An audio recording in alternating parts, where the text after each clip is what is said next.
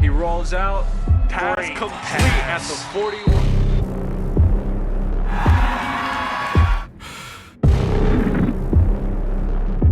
Air ball is intercepted.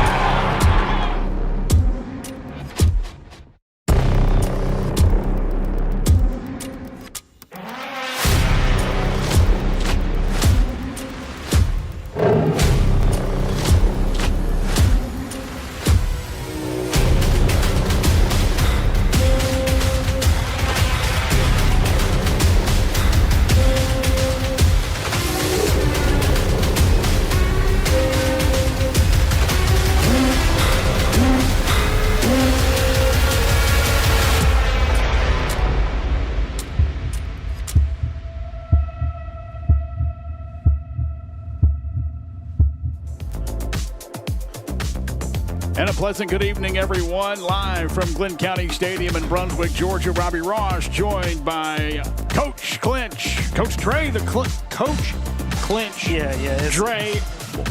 All the names all you the go names, by. All the names. Basically, everybody calls me Coach Dre. In high school, obviously, I was not that, but over the years, man, my life has changed a little bit, so that's right. I'm excited to be here, man. 1998 to 2001 Brunswick High wide receiver and cornerback. Of course, you played in this stadium, not on that beautiful turf field as we see the Glenn Academy Band getting the fans fired up. This is going to be a good one tonight. Glynn Academy comes in at 2-0 on the year.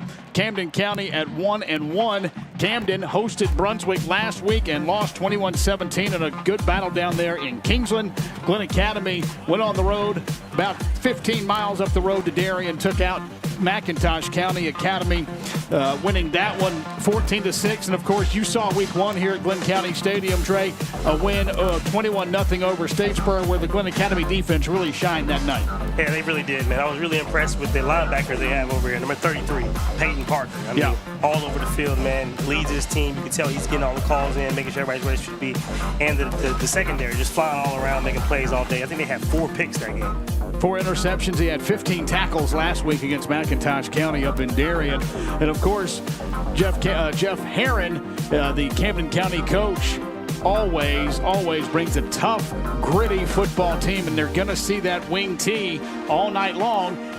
The interesting thing is, will we see them break it at all tonight and try to throw it? They've thrown it average 12 times a game in 2 games. That's a lot for a Camden team. That's a very large amount for a Camden football team. 12 times a game is, I mean, 4 a quarter. I mean, these guys are the technicians when it comes to winging the wing T. Coach Harris has been doing this for years. This is a very interesting matchup for me to watch. 2 very experienced coaches that know exactly what they're doing with their teams. There you see the Glynn Academy captains led by number 2, David Prince. Also number 4, the quarterback, Ryan Schoeneman, is there. Number 7, Marshawn Turner. And number 52 as well. That's Camden Wilson. Red Terror is going to be in their red tops and white bottoms tonight and the white helmets. For Camden, there you see Jordan James, number 6. He is their leading rusher, or he is their backup fullback, 4th leading rusher. We'll talk about him in a little bit. Number 66, that's big Caden Whitfield on the offensive line. Also, number 14 is Andrew Godfrey, a running back that they have as well that runs the football. And that left halfback is they have a quarterback, 2 halfbacks, and a fullback. Their leading rusher is their fullback, number 15, Jaden Daly. He's carried it 23 times for 165 yards and 2 touchdowns. But the story last week for Camden was Jamarlee Riddle. He had a 98-yard touchdown kickoff return against Brunswick, so he's going to be dangerous returning kicks as the captains make their way to midfield or to the middle of the sideline. Then they will meet with the officiating crew and head to the Glynn County Stadium emblem on the middle of the field, and we get set for kickoff about 3 minutes away from kickoff here on Gold Out Night, and also honoring childhood cancer. A nice ceremony previous to the national anthem during the pregame festivities, honoring kids that have suffered and also recovered from childhood cancer. And you see a couple of those kids heading out for the coin toss. And they had a very moving video pregame. And it's good to see this, man. They got all the fans here, all the kids, the students. These guys are doing a great job of showing some awareness for childhood cancer. I mean, it's tough to see anybody go through that, especially children. So I love that the Glynn Academy team is doing that. They're doing a really good job of promoting this very well tonight. You see Camden in their road whites, white pants, white tops, navy numerals, and their dark navy helmets with the light Carolina blue stripe down the middle as they meet with the head official, get the instructions, and looks like we're going to have one of the youngsters actually flip the coin as he goes down the line meeting the captains. Of course, Coach Jeff Herron, you mentioned him. He's been doing this a long time. 32nd year overall. Wow. His 16th season at Camden in two different eras, or 2 different trips to Camden, I guess you could say, as the Wildcats make it onto the field. He is 325-66. Wow. 300 of those victories coming in Georgia, 25 coming in South Carolina, as he was the head coach at T.L. Hanna for a couple of years. He's been all over. He's been in Walton, Cedar Shoals, Wheeler, Oconee County, Prince Avenue, Grayson, and T.L. Hanna. He's won 4 state championships, 1 at Grayson, 5 state championships, 1 at Grayson, 3 at Camden, and 1 at Oconee County. He is a legend in the state of Georgia. Absolutely. And he, as you said, as we have said, he sticks to that wing tee. It's worked for 32 years. Why fix it? It's not broke, don't fix it. That's right. And I mean, if you do it the way he does it, why would you change it? I mean, that's the toughest team to prepare for my entire life, is watching a Camden County-led wing tee offense. I mean, you don't know how important it is to read your keys and stay in your lanes and trust your teammates until you play a team like that. And when you're playing high school football, it's very difficult for young people to kind of stay in their lanes and do exactly what they're supposed to do. I mean, and you got to be selfless when you're playing defense against a team like this. So, I mean, I'm really excited to see this defensive matchup tonight, because both of these teams have guys that are going to be disciplined and not be in the wrong places. So let's see how it goes. Of course, Glynn Academy led by Coach Rocky Hidalgo, his 10th season at Glynn Academy. He's 75-35 here at Glynn. 15th season overall, 115 and 54 in his career. Previous stops at Walton in the Metro Atlanta area. Glynn Academy 6-5 last year. There you see Coach Rock roaming the sidelines for the Red Terrors. There you see Cooper Hidalgo, his youngest son, also roaming the sideline, throwing the ball around. Pete Irby, the offensive coach, there in the visor. And there you see the Red Terrors. You hear the siren, and there's the red smoke. And here come the Terrors onto the field here at Glynn County Stadium. Beautiful, beautiful Friday nights here in it's as early in September as you can get tonight, Trey. It's as early in September, and the weather dropped just enough to make it feel like it's almost fall, you know? 79 degrees is what we're going to have at kickoff. And, of course, we hope everybody watching and listening around the area came out of Hurricane Idalia safely and without harm. It was a dicey couple of days, and there's a number of games that have been canceled in the area. Of course, Brunswick was supposed to play here at the stadium last night. That game was canceled against, I believe, Baker County, Florida. They couldn't make the trip up. Wayne County and Appling County, a big battle north of us. They're going to move to Thursday night. Also, Frederica Academy over on St. Simon's was supposed to travel to Valwood. That game has been canceled. So that's part of playing football in Southeast Georgia in the fall. You have to deal with the weather. Lightning delays and hurricane cancellations and that kind of thing as we're getting set for football. Camden County going to kick it off to start us off. And they will be kicking towards the scoreboard end zone. Looks like Jaden Ellis and Javaris Daly. No, excuse me, T.Y. Chisholm back for Glynn Academy to receive this kick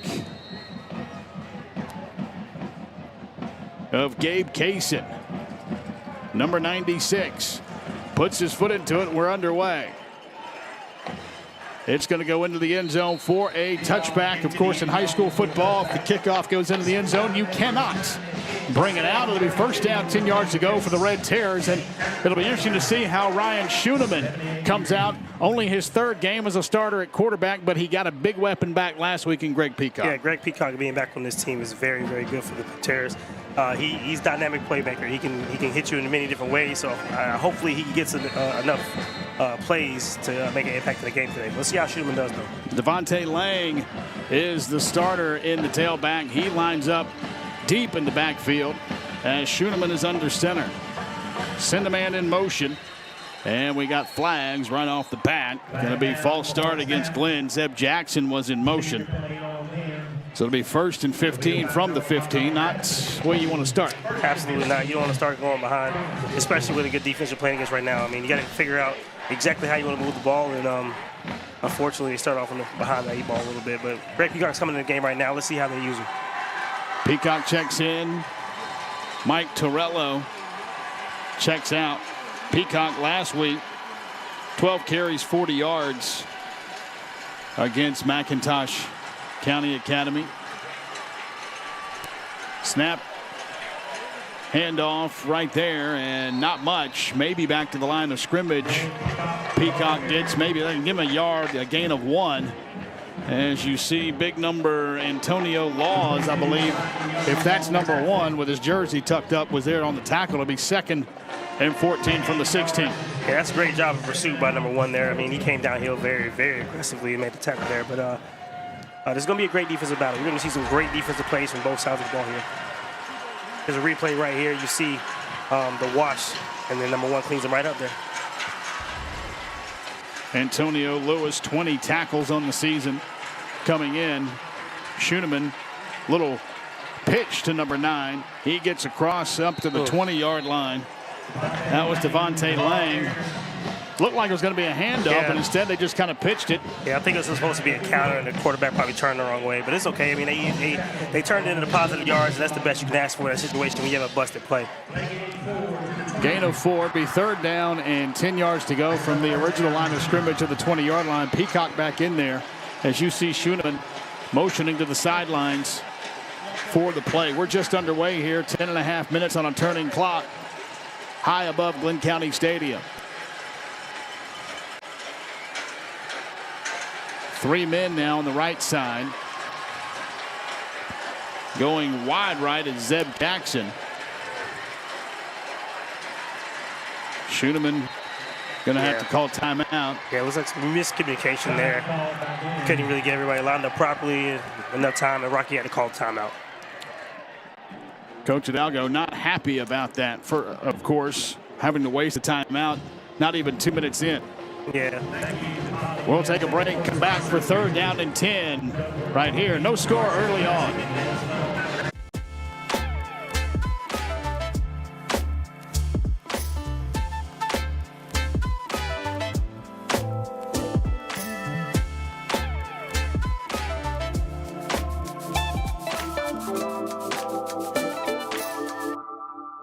Dr. Capes is an amazing person. I went into his office with a lot of problems with my mouth. There aren't words to describe just how I gained my confidence back and how my life completely changed. Time to expose Jimmy's John's new summer wrap. Speaking very clearly, what's inside the jalapeno ranch chicken wrap? Crispy jalapenos, all natural chicken. I can't do this. I'm wearing a wire. I'm not who you think I am. Turn it off! Jimmy John's summer wraps are back for a limited time. 3rd down, 10 yards to go. Schoeneman throws out quickly to David Prince, and he gets wrapped up immediately. 4 Wildcats tackled by number 9, leading the way, Josh Sargent. And that did not fake out Camden a bit. It didn't work out at all. They tried to do a wide receiver screen to the big weapon there, David Prince, and the pursuit there, but very well executed by the defense there from Camden County. So now that brings on Tucker back to punt. He's going to be standing at his own 7-yard line. Camden sends 2 men back. Number 11, David Coleman. And I believe the near side guy is number 8, A.J. Parks. So that Glynn defense is going to be tested early here with potentially a short field for Camden, as the kick is a wobbly one. Going to come down at the 46, take a Glynn bounce and roll all the way down to the Camden 42-yard line, where it'll be down by the Red Terrors. Sean Wallet will be 1st and 10 for Camden at their own 42. Good field position for the Wildcats. Yeah, great field position for the Wildcats. I mean, and you getting the 3 in and out the first drive out. I mean, this is exactly what you want in the defense. And this is going to be defensive battle, so field position is going to be extremely important. A low-scoring affair is what I intend we're going to have tonight. Their quarterback is Mason Robinson. 7 of 13, 126 yards passing, 2 touchdowns, an interception. But they're going to start the backup tonight. The sophomore Parks Rendu. He's going to keep crosses the 45, crosses the 50, up ahead to the 45-yard line into Glynn territory, and tells everybody he got the first down at 44. That's a great job by the quarterback to keep the ball there. Defensive end crashed real hard, and he had an open lane. And you see it one more time here. Everybody crashes in, and they leave it wide open. He takes it easy and gets as many yards as he can. Great job by the quarterback. Dre, it's so important, as you said in the pregame, assignment football against this wing T. Everybody crashed to the fullback. Oh, yeah. Quarterback saw it and said, I'm going to take 15 yards, and that's what he did. So 1st down and 10. This time they hand it to the fullback. That's Jaden Daly. He's going to plow ahead to the 39, so quick 5 yards on 1st down. Yeah, it looked to me that the Academy team is not quite ready right now. They need to be woken up a little bit. The leg drop there from the fullback, very impressive. Number 15 there from Camden County. That Mr. Jaden Daly, great job running the ball. Keeping getting a low sense of gravity and carrying defenders with him. Gain of 6 on first down to be 2nd down and a long 4 from the 39. As Camden has picked up a chunk of yards in their first 2 plays. Parks Rendell, the quarterback, he's 7 of 11 for 92 yards and a touchdown passing. Only 2 of 6 rushing. He picked up 15 on the first play of the game. That time we got a little false start as number 2, Sean DeMarley Riddle, decided to go a tad bit early. DeMarley moved like he was playing a little arena football. Got a start there.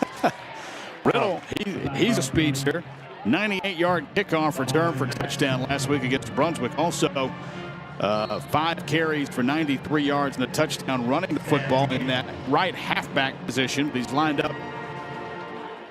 Well, now they took him out for a moment. No, he's in that left halfback position there in that little wing bone set. Handoff to the fullback right up the gut.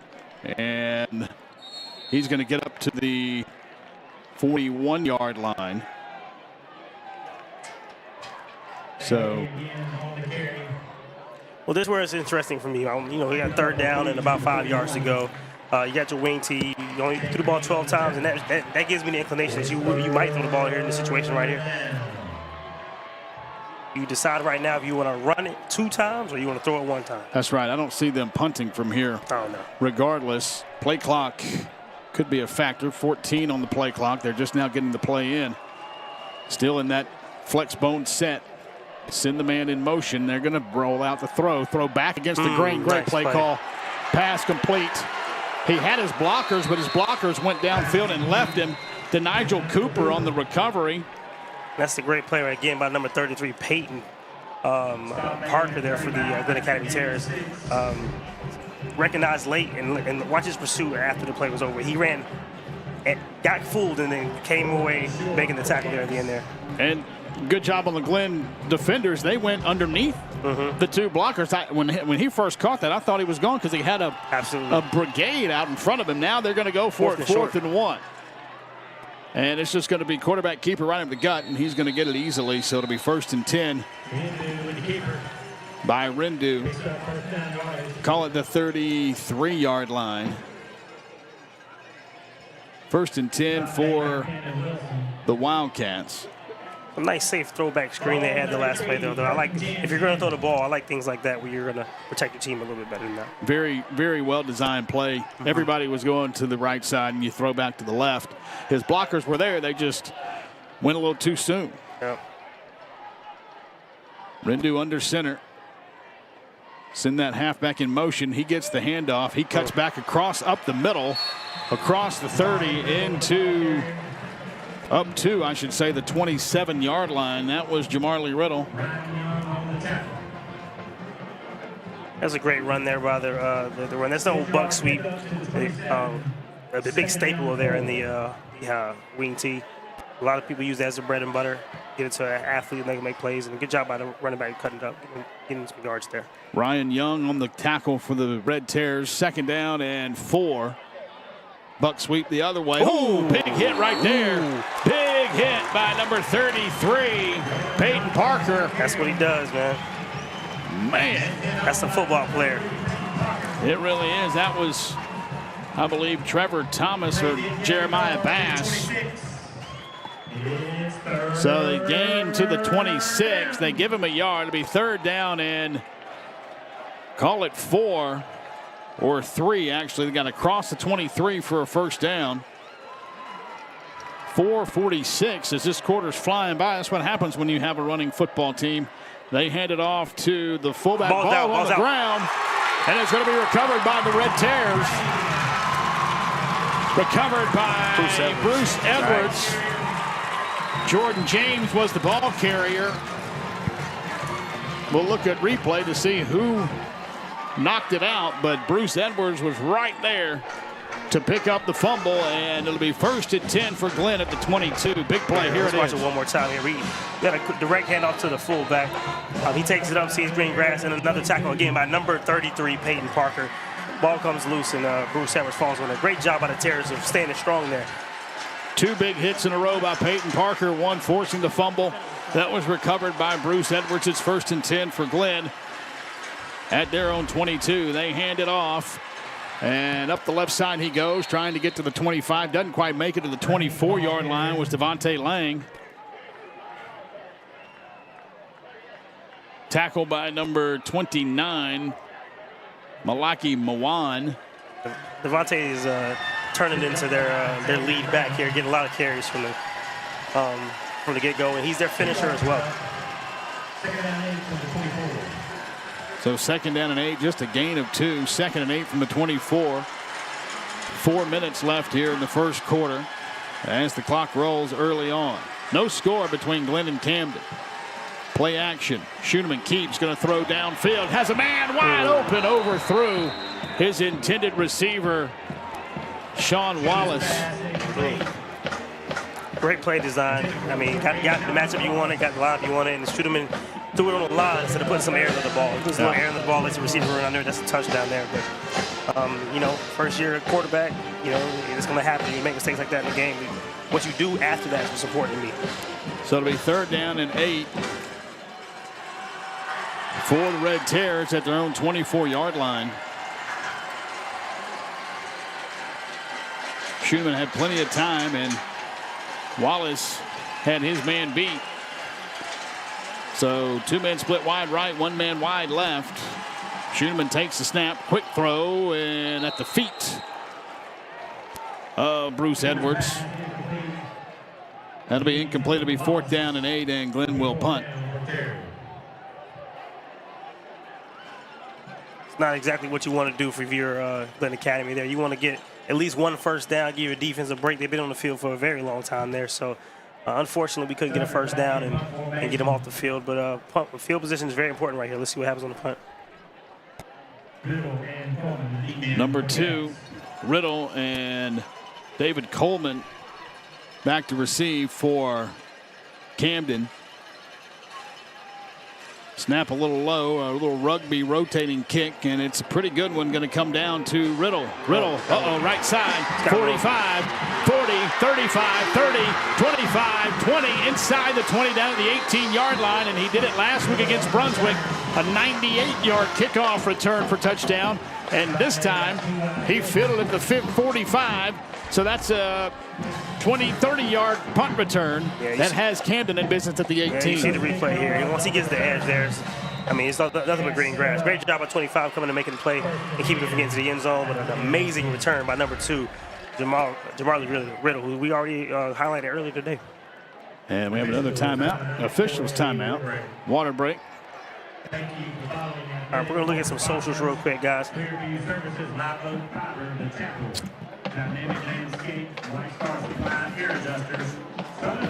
Garrett E., thank you. Wow, looks incredible. Best way to watch sports. I agree.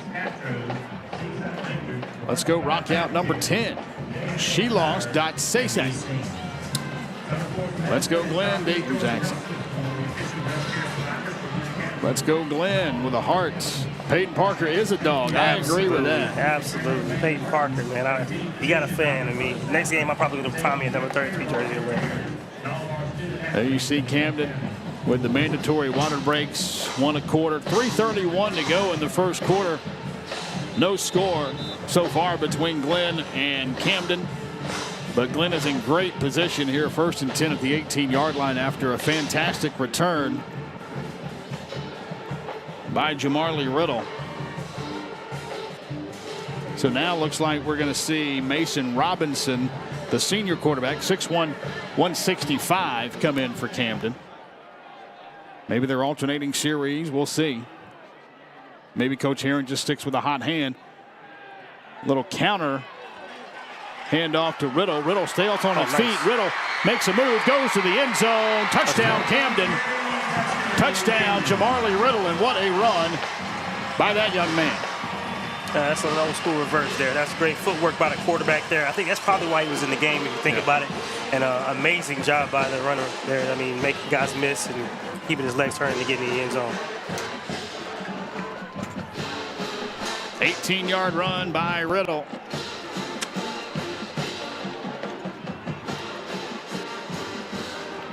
And now they're going to do the little swinging gate extra point.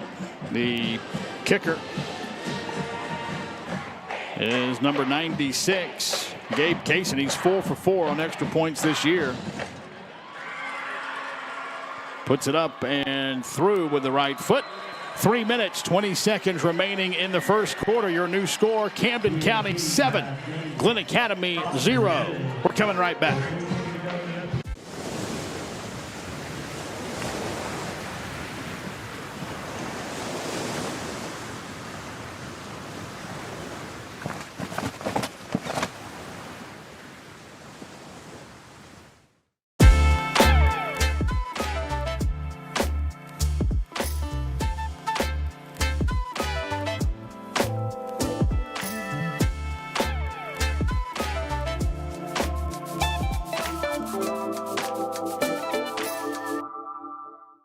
The game, but you don't love the pain. From the moment an injury sidelines you, turn to the experts at Summit Sports Medicine and Orthopedic Surgery. Our winning team of physicians and orthopedic surgeons will design a treatment plan just for you, so you can get back in the game quickly and safely. To play your best, you need to work with the best. Visit sghs.org/summit or call 912-466-7340 to schedule your appointment. Time to expose Jimmy's John's new summer wrap. Speaking very clearly, what's inside the jalapeno ranch chicken wrap? Crispy jalapenos, all natural chicken. I can't do this. I'm wearing a wire. I'm not who you think I am. Jimmy John's summer wraps are back for a limited time. Touchback by Camden County. Kick goes into the end zone by Gabe Kaysen. The second time he's done that tonight. Camden up 7-0 on an impressive drive that always started, and really it was the Jamarlee Riddle drive. He started it with the 40-yard punt return to the 18-yard line and then took the first play of the drive on that kind of counter buck sweep. Fake the buck sweep. Here comes the other halfback across the grain. He went all the way in, broke some tackles to an 18-yard touchdown run, and Camden's on top 7-0 early on. Well, not really early on. A little later in the first quarter, 3:20 to go. We'll see if Glynn can answer. Schoeneman sends a man in motion. He's going to take the handoff and get wrapped up behind the line of scrimmage. First man there was Javarvis Daly. Also, number 9, Josh Sargent. That was kind of red all the way. They saw that coming from across. They saw that on film. I mean, that was a situation where they overloaded one side and did a jet sweep. That's how they started the game versus Statesboro. They went right back to it and it did not work out that way at all. Great job of the defense there. Great pursuit there and finishing the tackle as well. Loss of 4. Be second down, 14 yards to go from the 16-yard line. Schoeneman now leading the I formation. First time we've seen the I tonight. Handed off to Peacock. Peacock picks his way up ahead to the 20 to get the 4 yards back off of the loss from first down. So it'll be third down and 10 back at the original line of scrimmage of the 20. It's good to see Peacock get a couple touches here. I mean, you know, you got a dynamic playmaker in Peacock, and you want to get him the ball as often as possible. Good job making a guy miss and getting those yards back that he just lost on the first play. Got to get it in his hands. Also, you got to find a way to get it in David Prince's hands, number 2. As it's third down and 10, and Glenn's been in third long all night so far, Dre. 2 minutes on the first quarter clock. As there you see David Prince sprinting wide left. Schoeneman pass behind the receiver, but caught. But that gave Camden time to wrap up Jaden Ellis pretty much at the point he caught the ball. Yeah, it's not a whole lot of separation there. I mean, it looks like Camden's like a couple steps ahead of Glynn. Yeah. They're a little bit faster. They're a little bit on top of what they're supposed to be doing. They know their responsibilities better. Glynn just needs a spark. They just don't seem to be playing connected football today. They look a little bit disconnected right now. Gain of 1 yard, be fourth down and 9 yards to go from the 21-yard line, and Glynn's going to have to punt it again. As a former wide receiver, it's all about timing. If that ball's a little bit behind you, it messes up the receiver's timing to make that first man miss. Yeah. I mean, he put the ball on the outside. The receiver should go with wherever the ball is going from to get that momentum. He tried to go against the grain and come back after the ball was thrown behind him. So the punt from his own 5-yard line to high floater. Fair catch called for and made by David Coleman. But it'll be inside Glynn territory at the 47-yard line. First down, 10 yards to go 53 seconds to go in the first quarter, and this first quarter has been pretty much all Camden, right? All Camden indeed. I mean, when you see football being played on one side of the field, that's not good. I mean, if you're sitting on the other side of the field, you see no action all night, and that's just not what you want to do when you're watching a football game. So the Parks Rendu quarterback is back in. He sends a man in motion. He's going to drop back the pass, and he has a man wide open if he can get it to him. He does. Complete at the 20, to 15, to 10, to 5. He steps out of bounds at the 13-yard line. That was Justin Sanchez. Excuse me, Elias Williams. They have two number 7s. Elias Williams was wide open. Glynn just lost it. Yeah, you see, it's just a little power pass. The quarterback rolls out, and he's going to his same old power motion, but the tight end leaks out and runs the corner route. He's wide open. Great job, great execution, great throw and catch. Elias Williams, 3 catches, 76 yards, and a touchdown coming in to tonight's game. First down, 10 yards to go at the 13. Camden going to hand it off up the middle and into the 5 in the end zone. Touchdown goes Jamarly Riddle again. An 18-yard touchdown run, now a 13-yard touchdown run in the span of about 3 minutes by Jamarly Riddle. It's a great job of execution by Jamarly. They ran the same old buck sweep, and he just made a guy miss. Left him in his shoes and then drug the rest of the team. I mean, this guy is running with determination and skill. Very, very, very impressive running by this guy. Great job by Parks Rendu to sell it as well, because for a half a second I thought he kept the football. So now another extra point attempt coming on for Gabe Kaysen.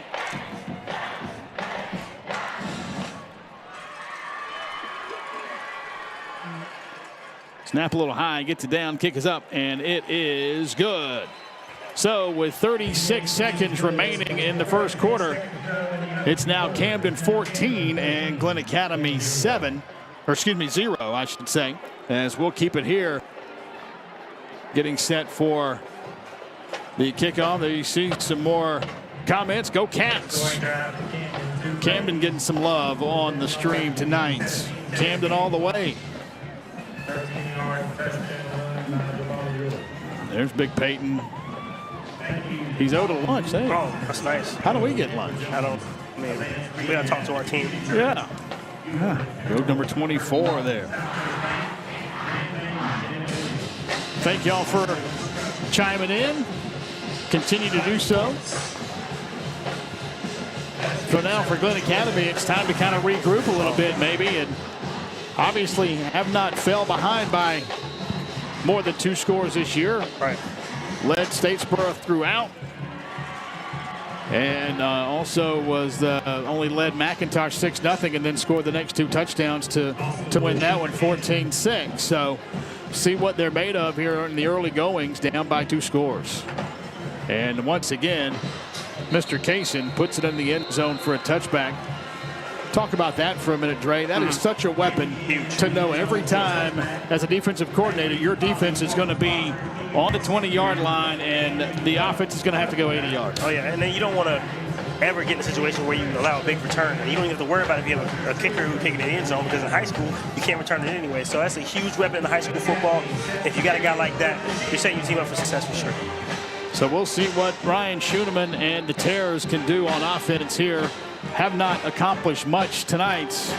In the backfield, Jaden Ellis, the lone backfield, and David Prince is wide right. Send the man in motion. They hand off to Ellis. Ellis across the 20, up ahead to the 25. Going to put his head down and get about to the 27-yard line. So a nice gain of 7 yards.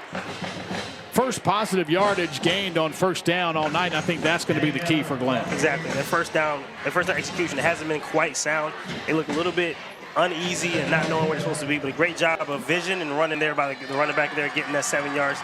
Positive yards, get a couple first downs, get your confidence up, and maybe you can change this game around. Second down and 3. We'll see if they snap it again here, as there's 2 seconds, 1 second, and they're not going to. So that brings us to the end of the first quarter with your score: Camden County 14 and Glynn Academy 0. We'll be back with quarter number 2. Stay with us.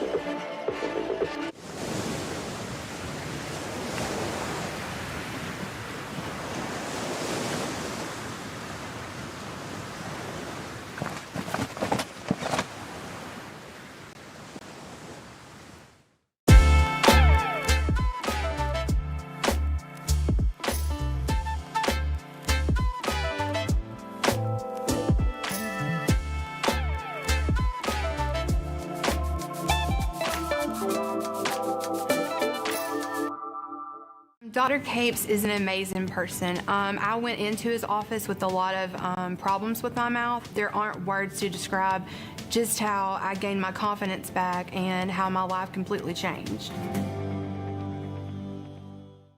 What are you most excited for tonight? Worship games. Let's go!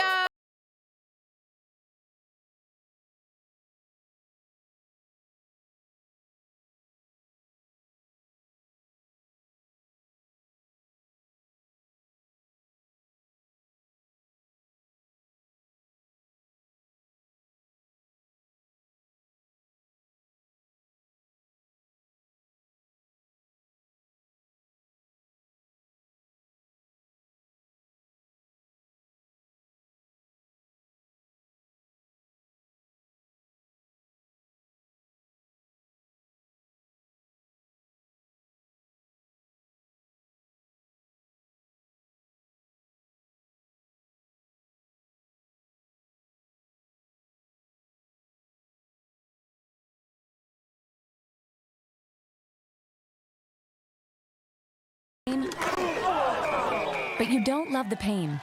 From the moment an injury sidelines you, turn to the experts at Summit Sports Medicine and Orthopedic Surgery. Our winning team of physicians and orthopedic surgeons will design a treatment plan just for you, so you can get back in the game quickly and safely.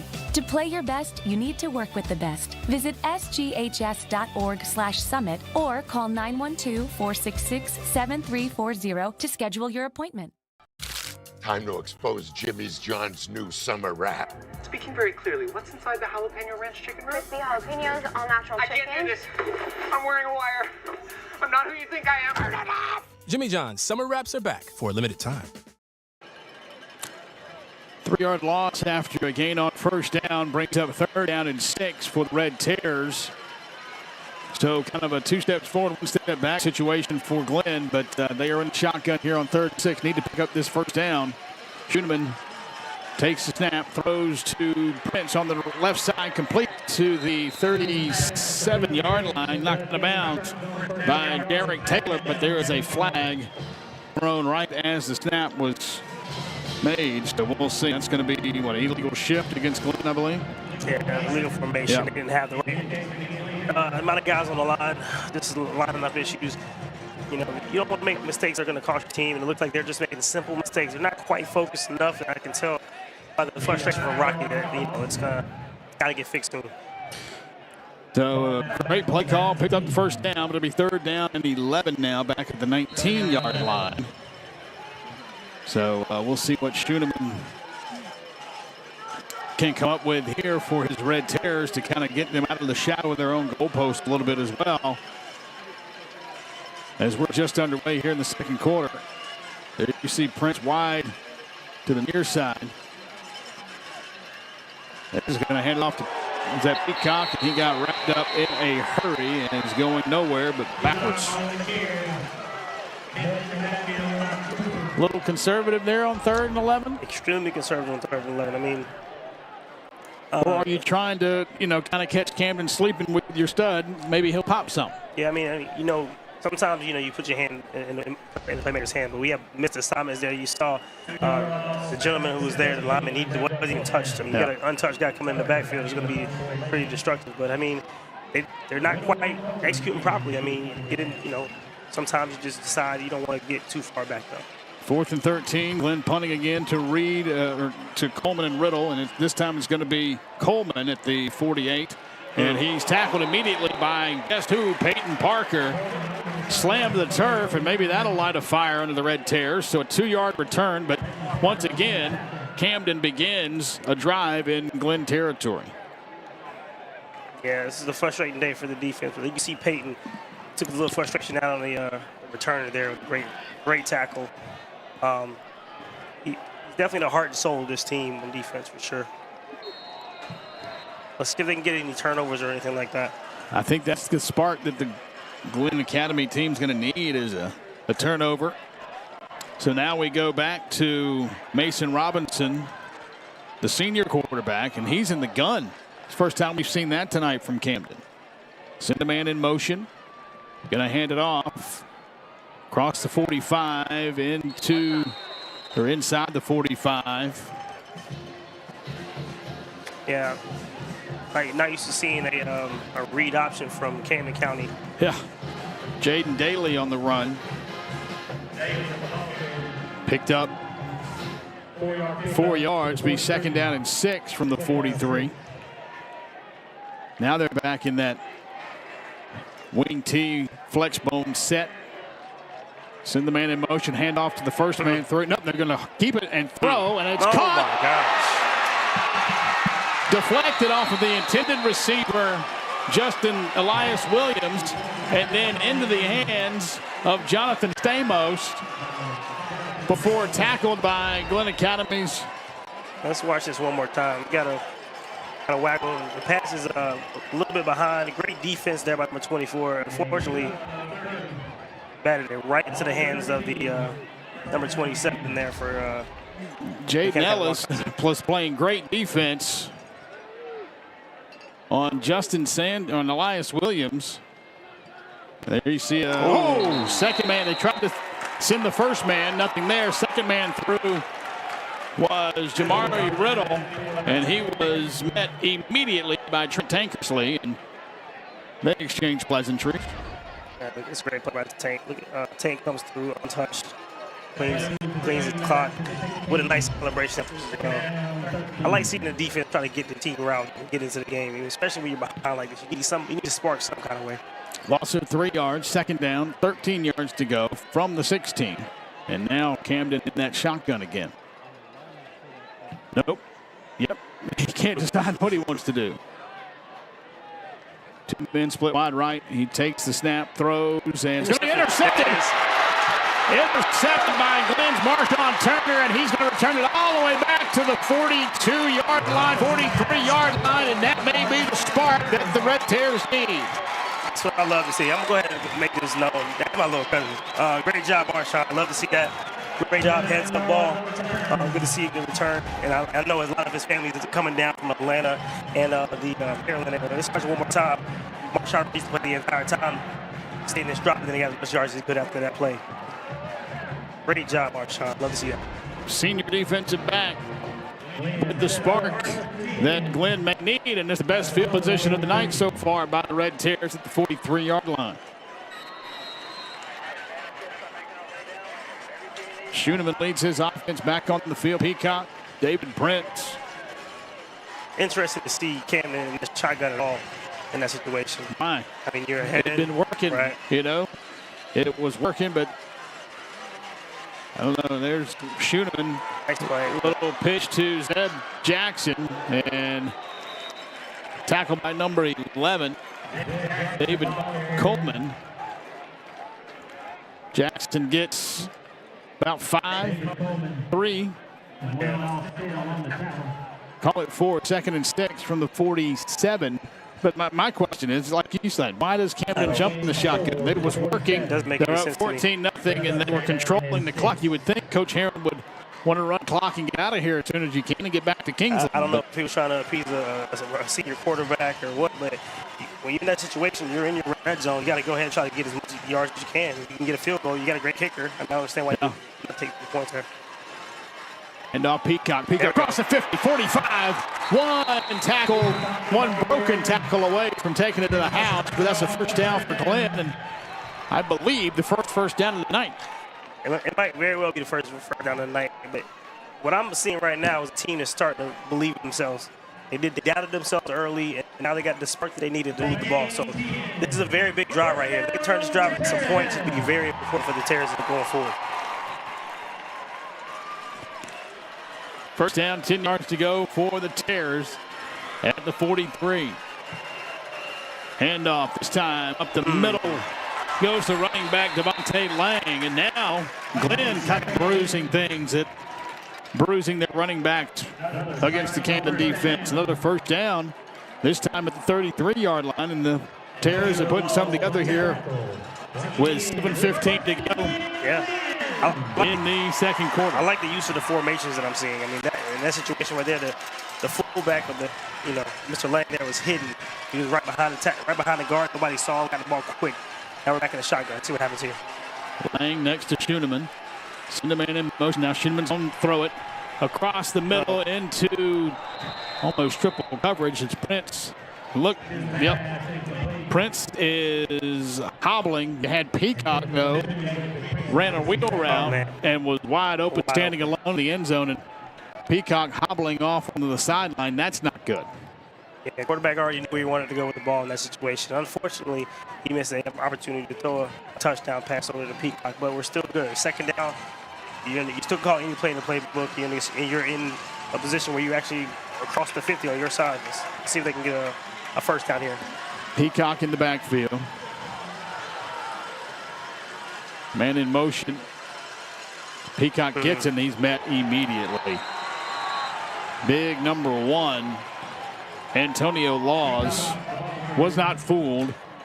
And now Glynn's behind the chains a little bit. It'll be third down and 13 from the 36-yard line. That's the second time I've seen number 1 read off of that motion. He sees that motion going the other way. He knows. And he knows it's coming back my way. Yeah. And he's running that lane and feeling it as fast as possible and blew up the play. Great instincts by a linebacker. You love seeing that at the high school level. Well coached as well. Hey. Oh, yeah. That's an indicator. You just go. You see that man, you see that motion, you go. So now Ryan Schumann doesn't need all 13 yards in one play. It's 4-down territory, and now Coach Rock going to call timeout and make sure they got the right play called here on 3rd and 13. We'll take a break and come back. Glynn trailing at 14-0, but their best drive of the night right here. Come back and see it.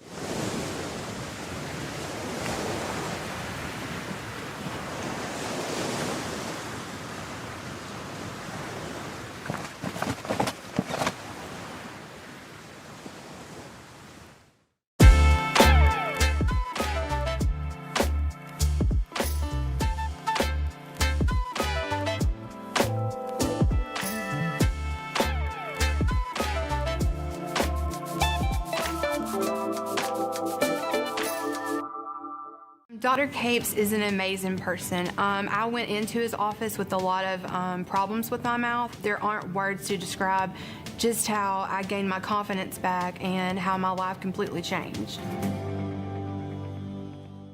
You love the game, but you don't love the pain. From the moment an injury sidelines you, turn to the experts at Summit Sports Medicine and Orthopedic Surgery. Our winning team of physicians and orthopedic surgeons will design a treatment plan just for you, so you can get back in the game quickly and safely. To play your best, you need to work with the best. Visit sghs.org/summit or call 912-466-7340 to schedule your appointment. False start against Glynn Academy is going to be declined. Legal formation again to play against Camden. Fouled by Camden, brings it up 4th down. The pass was incomplete, so it was an illegal formation. So now it's about the worst thing that could happen for the Red Terrors. It's 4th and 13. They don't have 2 plays to pick up 13 yards. They got to get it all right here. So Schumann in the shotgun. Torello and Peacock beside him. Drops back to pass. Going to throw down the right side. Up for grabs. Peacock in and out of his hands. Incomplete. It'll be Camden ball. Turnover on downs at the 36-yard line. In and out of the hands of your playmaker in the end zone. Yeah, I mean, you want in that situation, you really it's a Hail Mary. I mean, you just throwing it up. And you get a good matchup with a real tall receiver there in Prince. Unfortunately, he couldn't bring the ball in there, and he turned the ball around downs. But at least you had a good drive. At least you got something that you can pick up on and use later on in the game. So Camden will take over, first down and 10 yards to go at the 36. 5:51 remaining before halftime. And back at it. It's Parks Rendu's turn to be quarterback, as Camden has stayed true to the alternating series between their senior and sophomore. They're just going to hand it off this time. Riddle at the 45, dances around, gets upfield, dives for what he can get, and it's up to the 40. So he gets 4 yards. Tackle for Glynn by Devontae Lang. So the second down, 6 yards to go. Riddle knew there wasn't anything there, so he was just like, uh-oh, I better get upfield. he tried to exercise some patience, and he did a good job of getting north and south as soon as he could. Second down, 6 yards to go. Doesn't look like Camden's in any hurry this time around. There's Riddle. Nope, not Riddle this time. It's Jaden Daly. He stumbled, put his hand on the ground, and forward progress to the 40, so no gain. Be third down and 6 yards to go. We'll see what they do here as we crawl under 5 minutes remaining before halftime. It is a very key play in the game here. If they can get off the field here again, give the offense another chance. I mean, that's all you can really hope for if you're Glynn Academy at this point. Almost got Glynn to jump. Rindo looks back to the sideline for the play call. 9 seconds on the play clock. Brings him in motion, hands it off. Nope, fake the handoff, going to roll out and complete to that wing back across the 50, dives to the 45-yard line, stepped out of bounds at the 47. It was Jaden Daly who was the motion and motioned all the way across and caught the pass for a first down for Camden. Yeah, that's a great play call there. They faked the power there and then leaked out to the wing back and wide open, nice easy catch there, first down. Moving the ball up the field with very conservative play calls here. There's a handoff to Riddle. He crosses the 45, and that's about it. Gain of 2 yards. Tackle by Bruce Edwards. Yeah, this is how you win when you're in the wing tee. I mean, you make the game boring, you make the game sloppy. You run the ball, you get 2 down, you get 2 yards, 3 yards, 4 yards at a time, and keep moving the chains. I mean, you look at time of possession with wing tee teams, they usually are considerably higher for the people who run at the wing tee. Until they get in the shotgun. Yeah, that's it's a new thing for me to watch in Camden football, right? Handoff again, this time to Daly. Daly gets up to the 40-yard line. Something tells me Coach Herron probably talked to his offensive coordinator and said, hey, we're up by 14. This game is barely 45 minutes old. No more shotgun. Yeah. I've seen pistol wing tee. I've seen things where you use a shotgun, but you got to keep running the ball. You got to stick to who you are. Third down, 3 from the 40. And what do we got here? Somebody's towel. Yeah.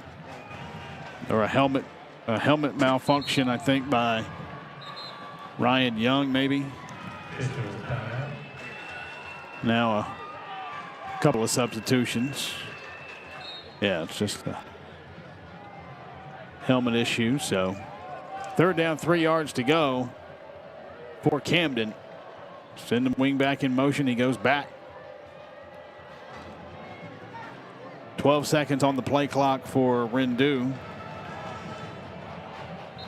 And now we got motion against Camden. So that'll back it up 5 yards to be third down and 8 from the 45. See if that changes anything. It definitely changes your play call in this situation. You definitely, don't have the option run it twice like you normally would in this situation if you're Camden. But let's see if they go to the air. I'll be looking out for number 7 right here. They are going to kind of break that flex bone, send 3 men out wide right. Going a quick pass to number 2, and there he is. Nobody there. 40, 35, dives to the 30 is Jamar Riddle. That was too easy for Camden County. It'd be 1st and 10 at the 30. Yeah, you see the screen set up here. Great job of perimeter blocking by the receivers there. You got 2 guys there with guys that are just driving back. I mean, he had plenty of space and opportunity there to get the first down. Now Camden with plenty of time. 2:13 on the clock, and they have their full allotment of timeouts. They're not going to be in any hurry. Oh, no. Second man through is Riddle. Crosses the 30, puts his hand down, stays on his feet, gets to the 25-yard line before Peyton Parker on the tackle. Gain of 5, be second down and 5 from the 25. 147, excuse me, Dre. No, this is exactly the pace that I think Coach Herron wants to be playing at. He wants to take his time, get the right plays in, keep the ball moving. And, I mean, it's extremely frustrating when you're playing a team and you're not executing properly and putting yourself behind. That's, you see Rocky on the sidelines frustrated. But the defense is playing pretty well. You just got to keep the discipline. You got to keep focused. Stay in your lanes. Hand off to the first man through. That's the fullback. That's big Jaden Daly, their leading rusher, and he gets inside the 20 to the 17-yard. It'll be another first down with 1:16 to go. And you also have to think Coach Herron knows that he pretty much has 3 points in his back pocket with the great kicker of Gabe Kaysen he has. Exactly. Can't make the same mistake you did before throwing the ball down here in the situation. Keep running the ball, and if you don't get it, we'll kick the ball. Jaden Daly again gets to the 15-yard line. Yep, they're going to say just shy of the 15. Gain of 1 yard to the 16. Be second and 9. Coach Herron's not concerned with second and 9 right now. He calls a timeout. He's more concerned with what 3 plays am I going to have with 50 seconds to try to get in this end zone to go up 21-0 at the half. Yeah, and I'm sure he's also preaching, discipline, staying off sides and, working together as a team and stuff like that, Look at some more socials here. Well, yeah, this is my guy, Ice Hacker, called him, he was on watching the Blast broadcast. He's not quite a Terra fan. Diego Eason, let's go Terrors. The Wildcat fan there.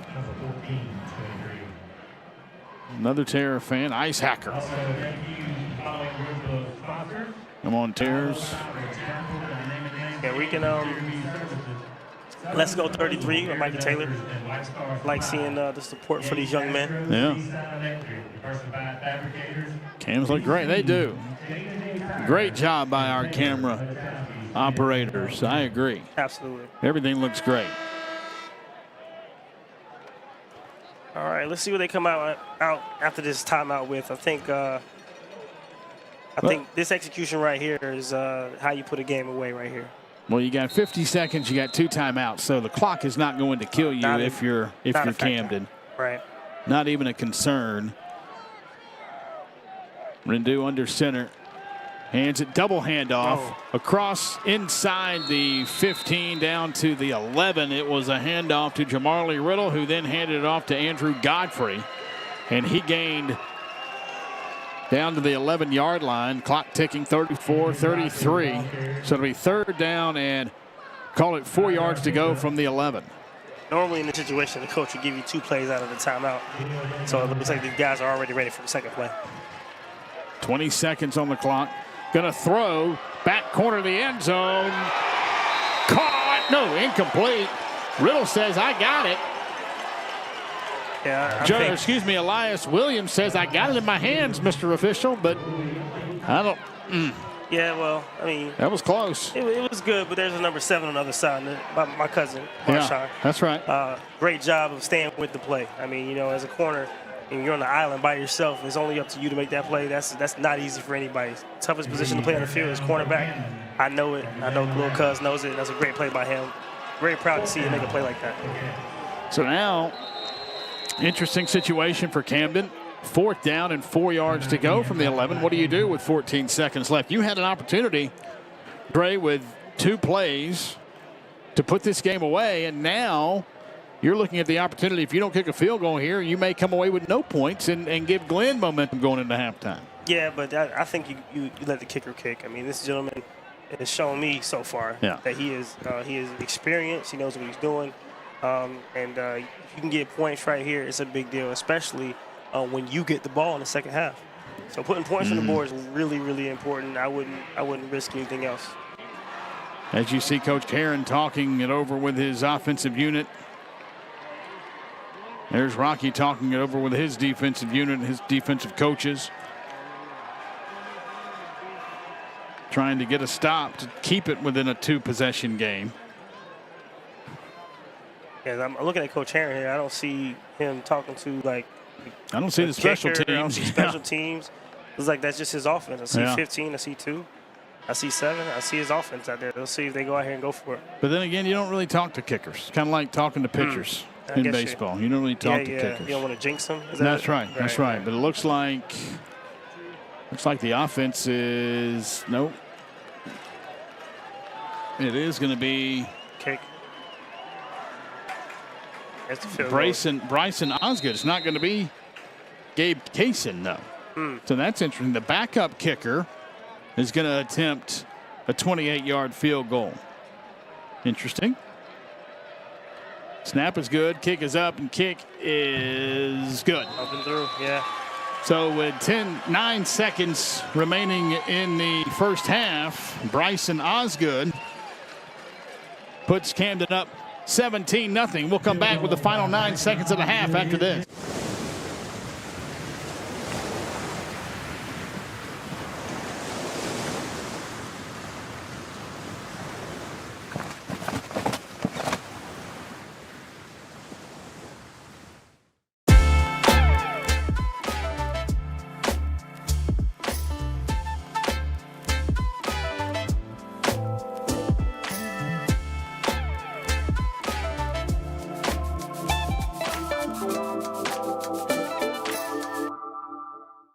The game, but you don't love the pain.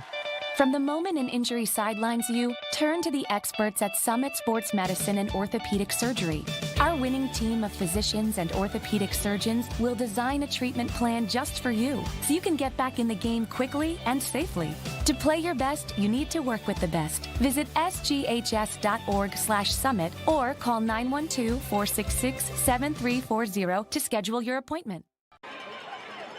Kickoff just shy of the goal line, so makes the return for the Red Terrors. Ty Chisholm back to the 16-yard line. Be first down, 10 yards to go for the Red Terrors. I imagine that with 3 seconds left here before halftime, they are not going to do too much crazy.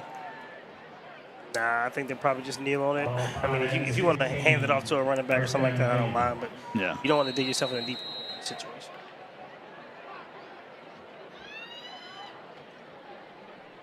So out comes Schoeneman in the offense.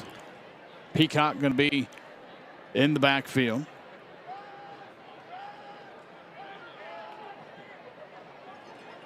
Looks like a bunch knee formation, and that's going to do it. Yep, that'll do it for the end of the first half. So it's been all Camden here between the bricks. In the first half, your score at halftime, Camden County 17, Glynn Academy 0. Enjoy halftime. We'll be back for the second half in 20 minutes.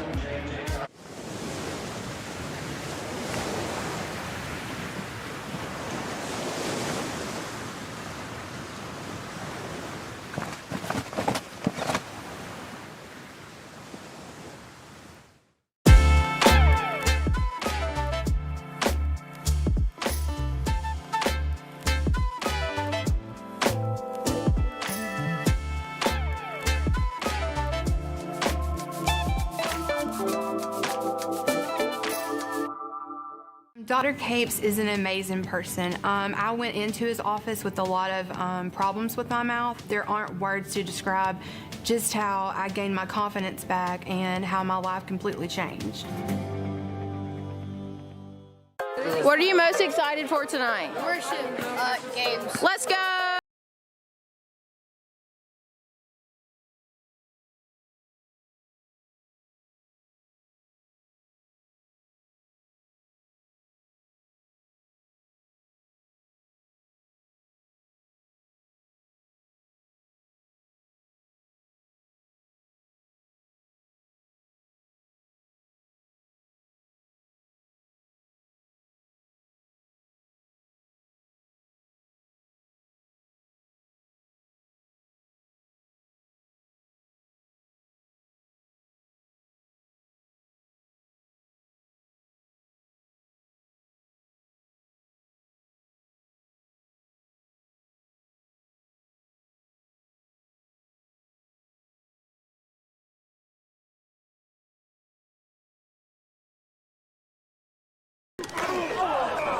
but you don't love the pain. From the moment an injury sidelines you, turn to the experts at Summit Sports Medicine and Orthopedic Surgery. Our winning team of physicians and orthopedic surgeons will design a treatment plan just for you, so you can get back in the game quickly and safely. To play your best, you need to work with the best. Visit sghs.org/summit or call 912-466-7340 to schedule your appointment. Time to expose Jimmy's John's new summer rap. Speaking very clearly, what's inside the jalapeno ranch chicken wrap? Crispy jalapenos, all natural I chicken. can't do this. I'm wearing a wire. I'm not who you think I am. Jimmy John's summer wraps are back for a limited time.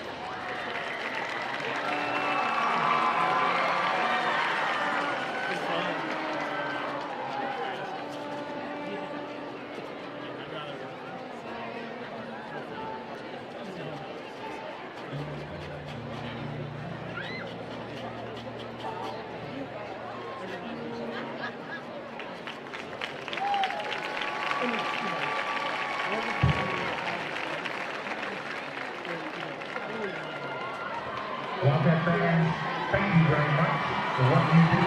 We could not do what we do without you and your support. This is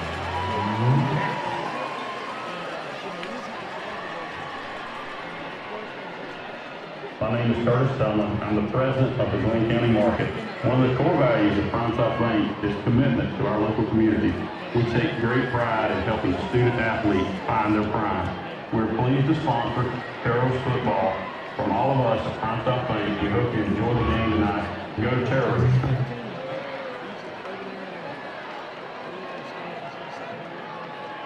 We are International Law Enforcement Association, ILA, Local 1423. We are proud sponsors of Glynn Academy football. Go Terrors!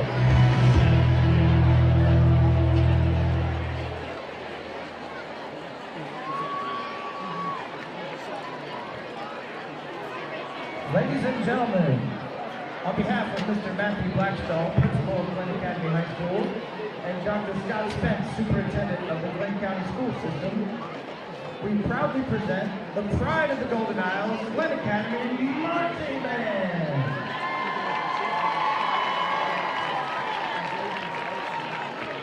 Tonight the band will perform the first three movements of this year's marching show entitled This Wonderful World. Featured soloists include Wesley Patella on flugelhorn, Jamie Merripin and Lauren Hightower on clarinet, Jack Paul and Brody Williams on trumpet.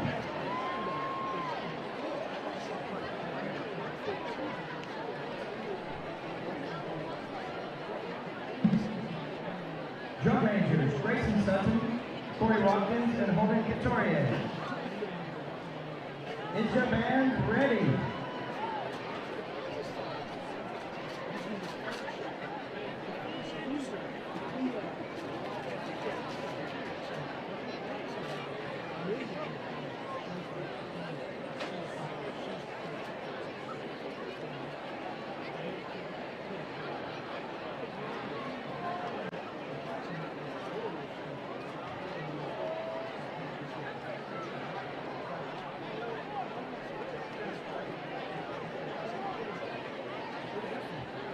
Glynn Academy Marching Band, you may take the field for halftime performance.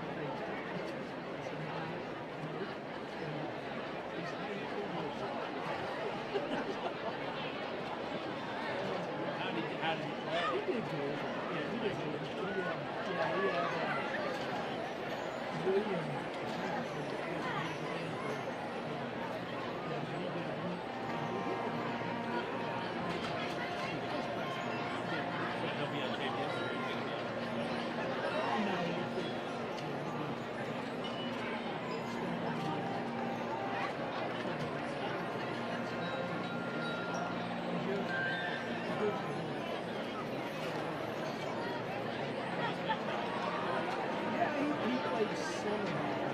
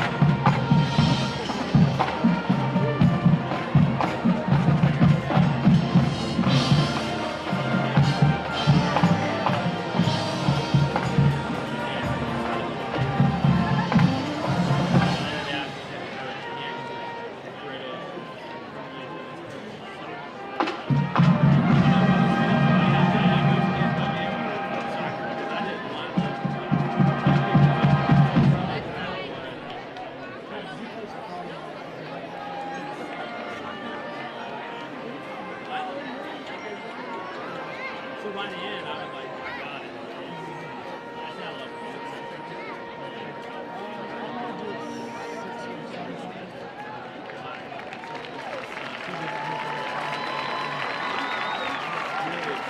Ladies and gentlemen, your pride of the Golden Isles, Glynn Academy Marching Band.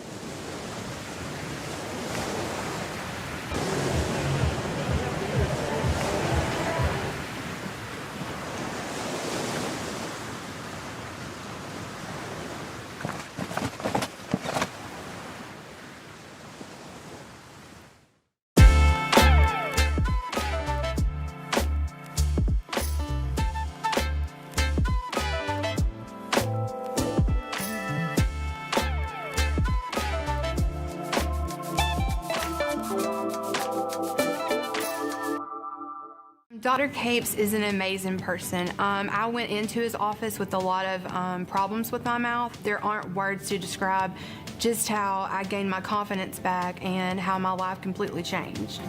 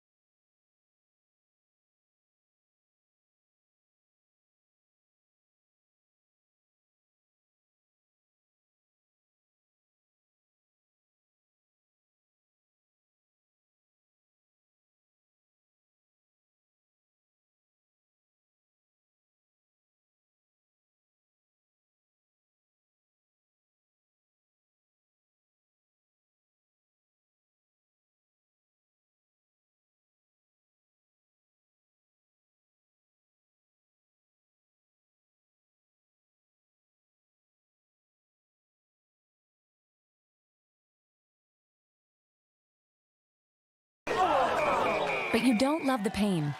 From the moment an injury sidelines you, turn to the experts at Summit Sports Medicine and Orthopedic Surgery. Our winning team of physicians and orthopedic surgeons will design a treatment plan just for you, so you can get back in the game quickly and safely. To play your best, you need to work with the best. Visit sghs.org/summit or call 912-466-7340 to schedule your appointment. Time to expose Jimmy's John's new summer rap. Speaking very clearly, what's inside the jalapeno ranch chicken wrap? Crispy jalapenos, all natural chicken. I can't do this. I'm wearing a wire. I'm not who you think I am. Jimmy John's summer wraps are back for a limited time.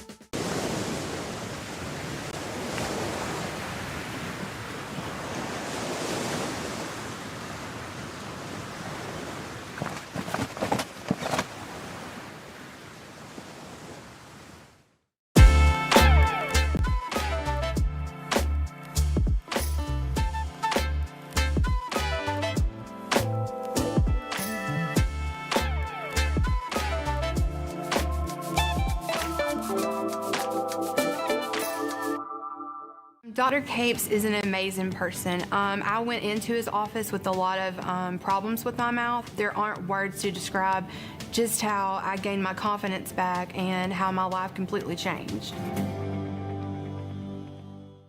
What are you most excited for tonight? Worship game.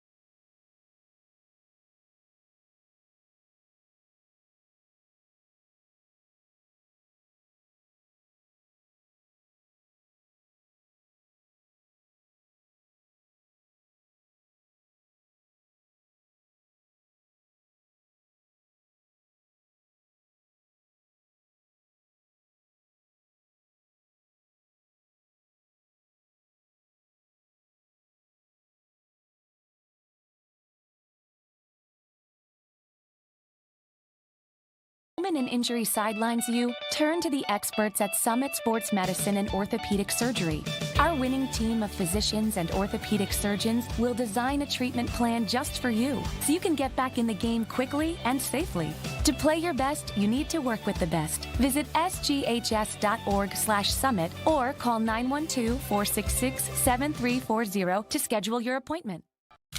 Time to expose Jimmy's John's new summer wrap. Speaking very clearly, what's inside the jalapeno ranch chicken wrap? Crispy jalapenos, all natural I chicken. can't do this. I'm wearing a wire. I'm not who you think I am. Jimmy John's summer wraps are back for a limited time.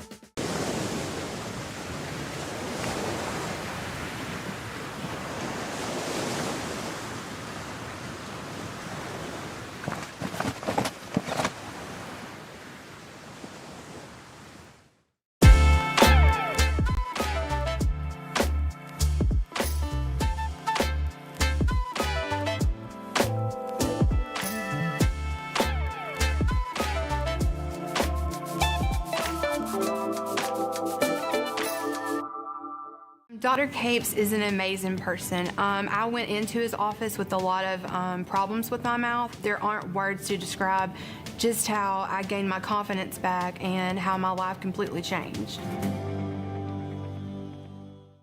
What are you most excited for tonight? Worship games. Let's go!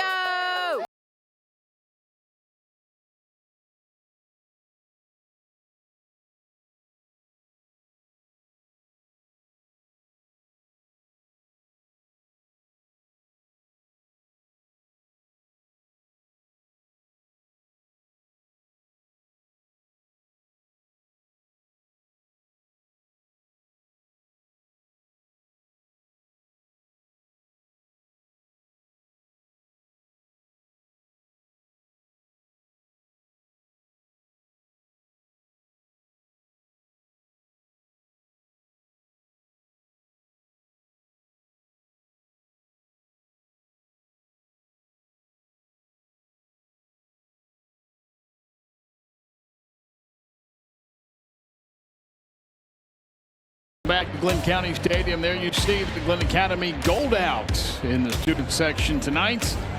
Haven't had much to cheer about in the first half. The Red Terrors, Dre, as they are behind 17-0 to Camden County. Camden scored 2 Jamarlee Riddle touchdown runs in the first quarter, an 18-yard run and a 13-yard run. Take a 14-0 lead to the second quarter, and then a 28-yard field goal by Bryson Osgood with 9 seconds remaining before halftime gave Camden the 17-0 score. Glynn, or 17-0 lead. Glynn has only really threatened with one drive in Camden territory all night. Yeah, that's right. Only one drive in Camden territory all night. They got a couple turnovers to go their way, but they haven't really put anything together on the offensive side of the ball. Kind of a high pooch kick comes down at the 30-yard line. On the return was Antonio Laws. He got it out to around the 38-yard line to be first down, 10 yards to go for Camden. Could have been a lot worse for Glynn Academy. Camden kind of went into a shotgun speed option type offense, threw an interception, returned all the way down into Camden territory by your cousin, which thwarted a drive there by Camden. And then they kind of got fancy there towards the end of the half and threw a pass on third down inside the 10-yard line, which potentially cost them a touchdown. So Glynn kind of lucky to be up or being down 17-0. As you see the sophomore quarterback Parks Rendu get the carry up to the 45-yard line. A quick gain of 8 to start the second half. Yeah, same first play he ran in the first half of the game when he pulled the option, pulled it out of the fullback's ability and got many yards in there. So another good spot for Camden. Camden has been alternating quarterbacks. Parks Rendu's the sophomore. Mason Robinson the senior. Been a little bit more effective with the sophomore, in my opinion. Yeah, I agree for sure. He definitely seems like he has a hold of the offense and he's in control of what's going on. Second down and short. Hand off to the motion man. He crosses the 47-yard line. That's enough for a first down. Steps out of bounds at the 48. That was number 30, LaKendrick Gibbs. His first carry of the night. Or Jordan Hardy. Pick your number 3. Yeah, I think it was Jordan Hardy on the carry there. But he gets on the outside. He gets the edge there on the little jet sweep motion action there. And as you can see, he gets the first down there for the Camden County Wildcats, who are, again, moving the ball. Let's see this jet sweep motion one more time. Definitely gets the edge. Peyton Parker makes a step on the edge, but not before they get another first down for Camden County. Cool, breezy evening here at Glynn County Stadium. 76 degrees as Rendu backs out, throws, and has a man downfield. Touchdown, Camden County. He's run for 2. He's clean. And coming out and Camden just way out front now. A minute and a half into the second.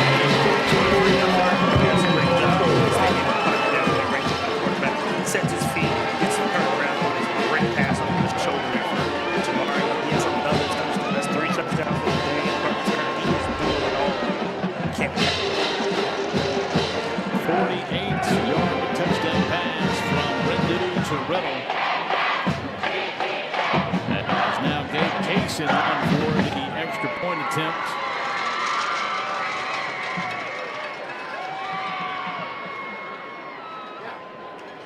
Snap down, kick is up, and the kick is good. Kaysen is 3 for 3 tonight, 7 for 7 on the year, and it's 24-0 in favor of Camden. 10:35 to go in the third quarter. We're going to take a break.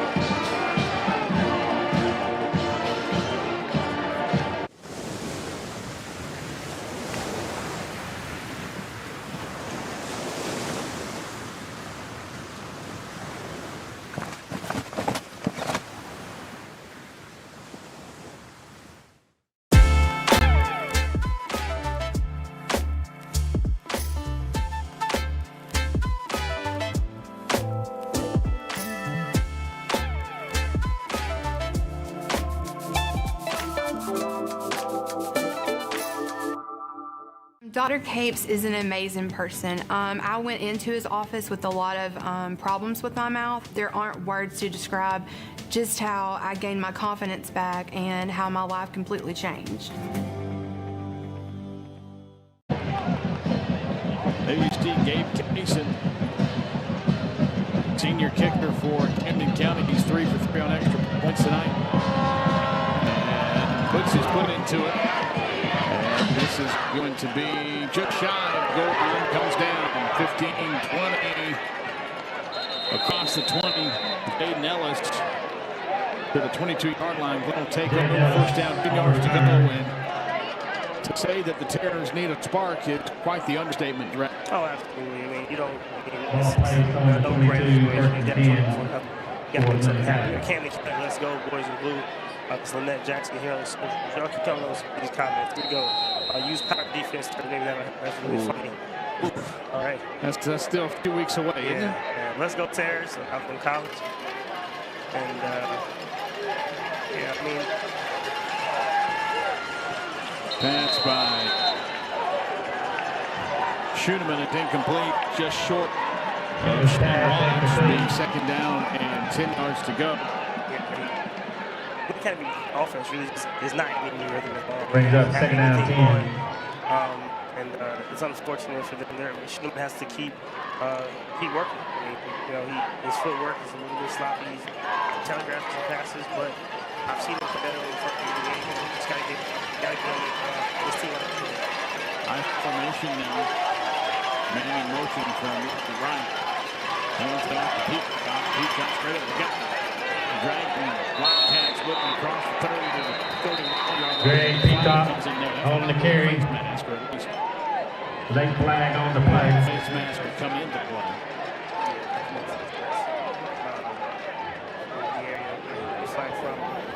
That's positive for Glynn. You got to do work on everybody. Peacock didn't call you to his hand.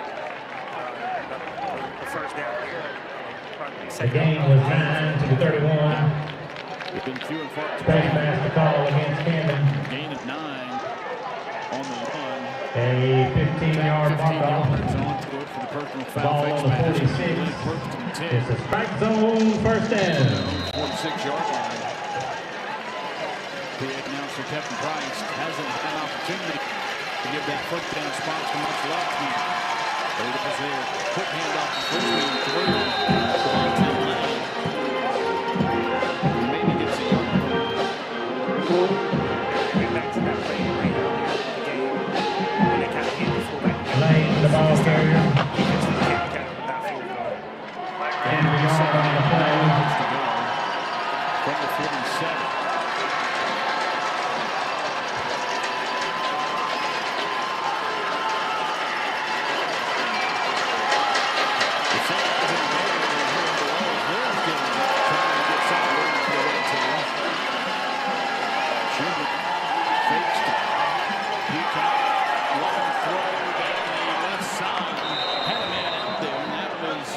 Pass is incomplete. So now Glynn finds himself in third. It'll be 3rd and 9 from the 47. It'll be 3rd down 9 for the Red Bears. This is some long shots. Not quite executing. If they can just put it together one time, they're powerful. Maybe they can put it together, change the direction of the game. At this point, anything you call it, it's got to execute.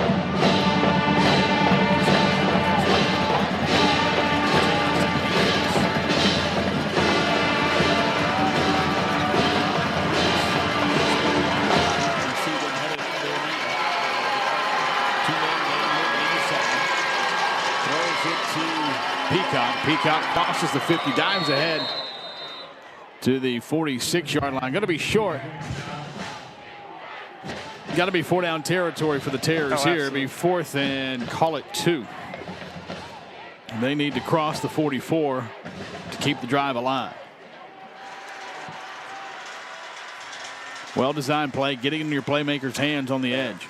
Yeah, wide receiver screen to the short side of the field with the best blocking receiver out there ahead, making the way for the running back. I mean, great play call, great execution. Let's see what they come over here on 4th down. So Schoeneman looks to be under center, a little tight formation here. Send the man in motion.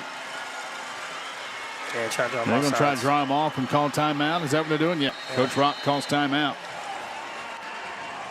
We'll see what they want to do. I think you have to go for it. Oh, absolutely. You see Greg Prince already pointing in the direction, telling him to go for it. I mean, this is no brainer. I mean, this is, do you believe in your team or not? I mean, it's been a tough one. It's been a tough one for these boys. I mean, you see how they're coming out of the huddle, going their own direction, trying to get lined up properly. It's not really about football. It's about execution. It's about doing your job. And I think they're just not quite confident enough coming to this game to execute their game plan. Next week, Glynn Academy will be back here at Glynn County Stadium on Thursday night against Baker County in the 2nd annual Border War. That's the 3-day football extravaganza here at Glynn County Stadium. I think Brunswick has the Saturday night game. I believe, 2 games Thursday, 3 Friday, 3 Saturday, something like that. It's a lot of football. That's what it is. Lots of football. And it's good. It's good. I love seeing my guys from down where I'm at in Jacksonville. Here's a pass to Prince. Pass caught by Prince. 20, 10, and knocked out of bounds inside the 5. There you go. First down, 10 yards to go for the Terrors, and that might be the spark they need to get going here. Let's see where they mark him. They mark him at the 4 to be 1st and goal for the Terrors. It's a nice back shoulder throw by Schoeneman there. I like that he stayed within himself, made a great throw. We'll watch it one more time. He drops back and just puts the ball in the air. Nice back shoulder. Corner never even knew where the ball was. Great job by Prince. Just finding the ball and getting as many yards as he could after the play. And we got a first and goal for the Terrors. So let's see if they can punch it in. Jarrick Taylor got lost out there. As we stick our head out the window to see the Terrors deep in Camden territory. Handoff to Peacock. He drives towards the goal line. Does he get in? Yes, he does. Touchdown, Glynn Academy. Touchdown, Greg Peacock. And there's some life down below us here in the Terror faithful. Love to see everybody in gold celebrating. Peacock with a great run there, finishing strong, driving his legs, his teammates pushing to the very end. A great play by his other playmaker, Prince. Let's watch the touchdown one more time. They're in the house formation, gets the handoff, gets up the middle, and then he just does not stop moving those legs. He's determined to get in the end zone. Look at the effort, look at the hard work, the determination, the spark that the team needed. Greg Peacock, touchdown for the Terrors. Love to see it. Extra point attempt is blocked. Going to be blocked by, I think 20. Got in there. That was Daniel or Javano Lewis, I think. So 8 minutes, 17 seconds remaining in the third quarter. Got a new score on the board. It's Camden 24, Glynn 6. Come back with us.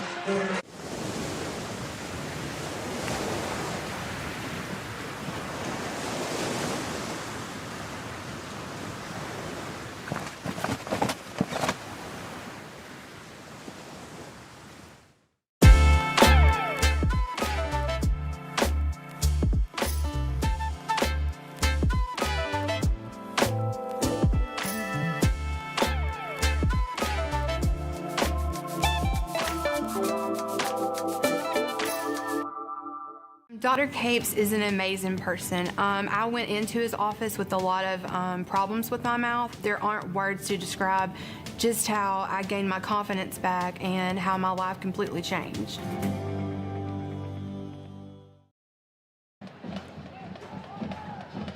Glynn Academy on the board for the first time tonight on a 4-yard touchdown run by Greg Peacock.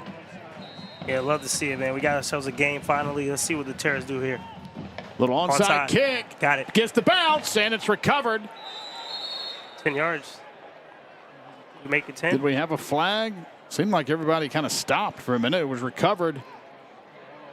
Did it go 10 yards? Did not.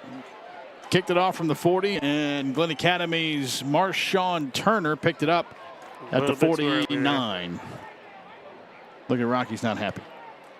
No, this is good timing on the onside kick. Nobody even knows it's happening, and then we don't pick it up at the 10 yards. Yeah, it'll be first down, 10 yards to go at the 49 for Camden. Well designed onside kick. Just Glynn Academy picked it up 1 yard too soon. So now we go with Mason Robinson at quarterback for Camden. He hands it to the first man through, and he drives for 7 yards. Daly on the run. Jaden Daly gets 7 yards to the 42. Be second down and 3. 7 yards to pick up to the game, 42. Second and 3.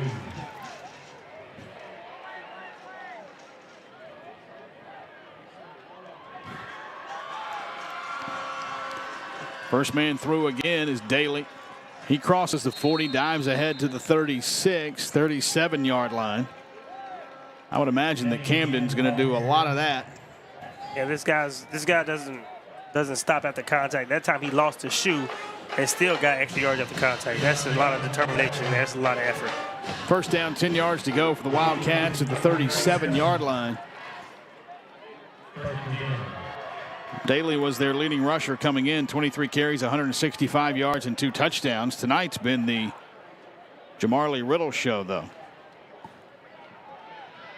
This time they hand it off to Jordan Hardy.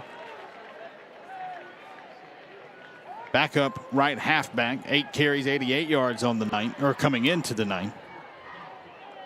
And he maybe crosses the line of scrimmage, but hardly no gain. Be second down and half a yard maybe there on the buck sweep. Yeah, 9.5. Back to the shotgun. Let's see what they do now. 3 men wide right, and it's just going to be a quarterback keep. He gets to the 35, across the 35 to the 34. Mason Robinson, 6'1", 165, the senior. Yeah, that was a numbers game opportunity there. I mean, you line up in that position there. You put 3 receivers at the opposite. Once you pull that linebacker, it's all automatically a quarterback run there. So 3rd down and 7. Big play here for the Glynn defense. If they want to continue this little rally here in the 3rd quarter. 6:10 on a turning clock. Yeah, stop here is critical. 10 seconds on the play clock. They might be blitzing the linebackers here too. Camden not in any hurry as they're back in that bone. He drops back, throws quickly out on the left side, complete to the 30, 25, 20, 15, 10, 5. Touchdown Camden. Touchdown Elias Williams. That was too easy. That's a great play call at the right time. We got both middle linebackers blitzing the inside 8 gaps. Ball gets out of his hands quickly, and the receiver just makes a play. Here we go one more time. Gets it to him really quick, and then he just makes the guy miss. And then that's the house call right there, touchdown.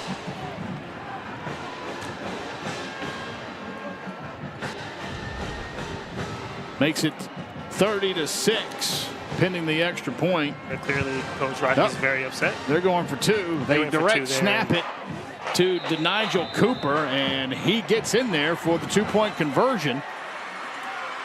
So that makes it 32-6.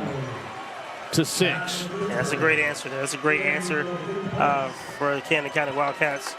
I mean, you give up the first score of the game and you go down and, not just get the touchdown, get the 2-point conversion as well. So 5 minutes, 47 seconds remaining in the 3rd quarter, and your new score is Camden County 32 and Glynn Academy 6. And all of a sudden, the Red Terrors are back behind the 8 ball firmly as we are about halfway through the 3rd quarter, and the Red Terrors have not shown much on offense tonight. Let's go to the socials there. All right. Mr. Keela giving a shout out to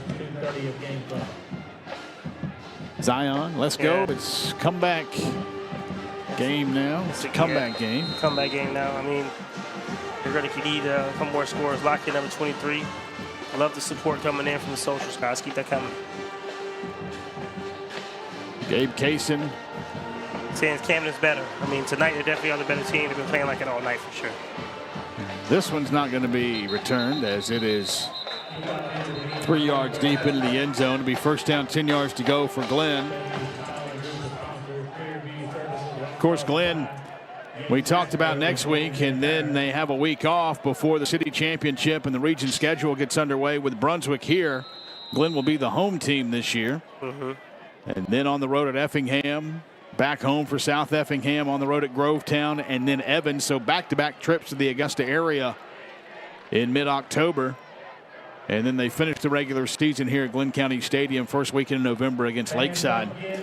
Of course, Glynn Academy, the 3rd seed out of the region last year, lost on the road in the first round of the playoffs to Northside Warner Robins 18-13.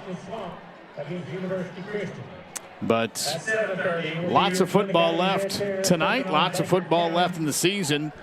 Glynn Academy 2-0. So the Border War, 2 games on Thursday, 2 games on Friday, 3 on Saturday. Okay, yeah.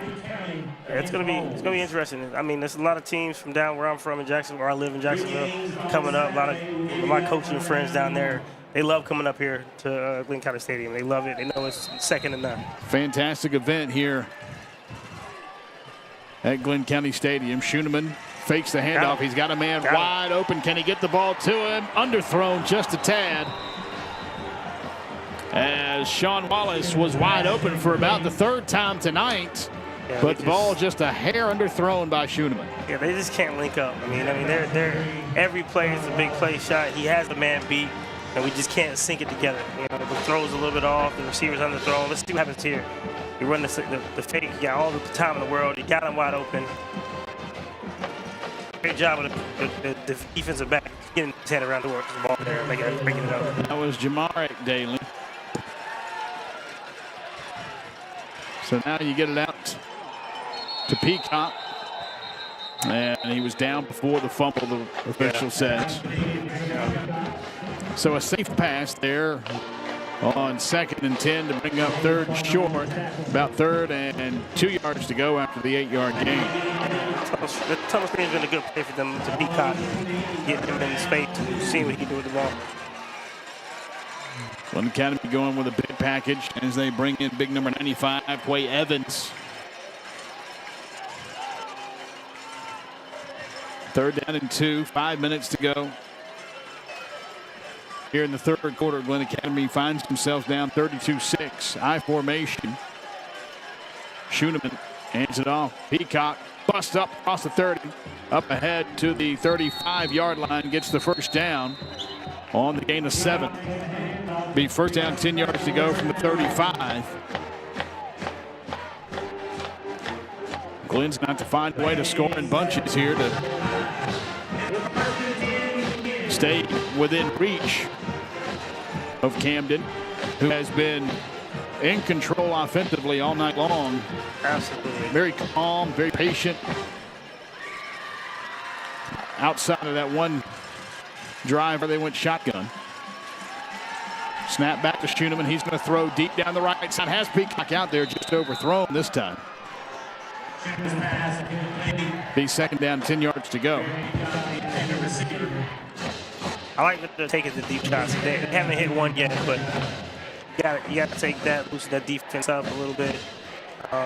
That was the play they actually missed earlier. Yep. Peacock was wide open. This time it's almost like he was, just like last time, he knew he was going to before the play happened. Peacock comes off.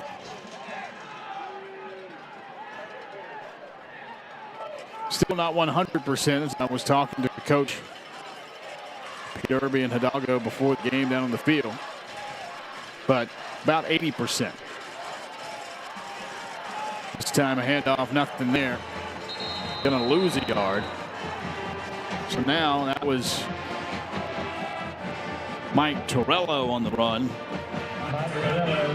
Be 3rd down, 11 yards to go from the 34-yard line, and we crawl under 4 minutes here in the 3rd quarter remaining.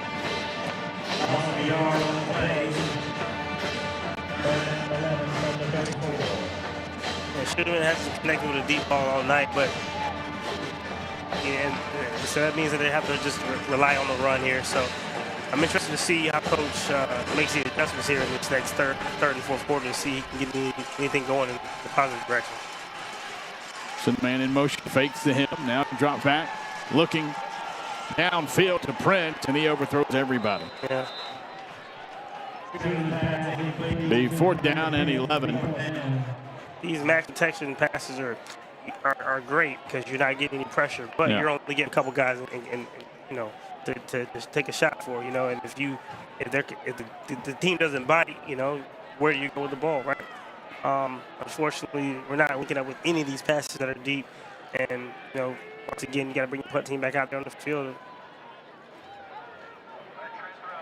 So 2 men back for Camden. It's Riddle and Coleman. A rugby-style punt again. Comes down to Riddle at the 32. Riddle makes a move to the 40, 45, 50. Look out, 45. Makes this guy miss his goal. There he goes again. 40, 35, 30, 25, 20. One man to beat. That's the punter. 10, 5, touchdown. But there is a flag on the play. The one man they had to beat. Looks like the only person that can stop that Riddle show is his own teammates. That's right. Yeah, that unnecessary block downfield there prevented the touchdown. Yep, and he was past them too. I mean, there was no reason to make that block. Right. That's a great play, though. Great run, great return, great cutback. This guy is showing you how serious of an athlete he really is. He's going to be a weapon for the Camden County Wildcats once they get in a regional play for sure.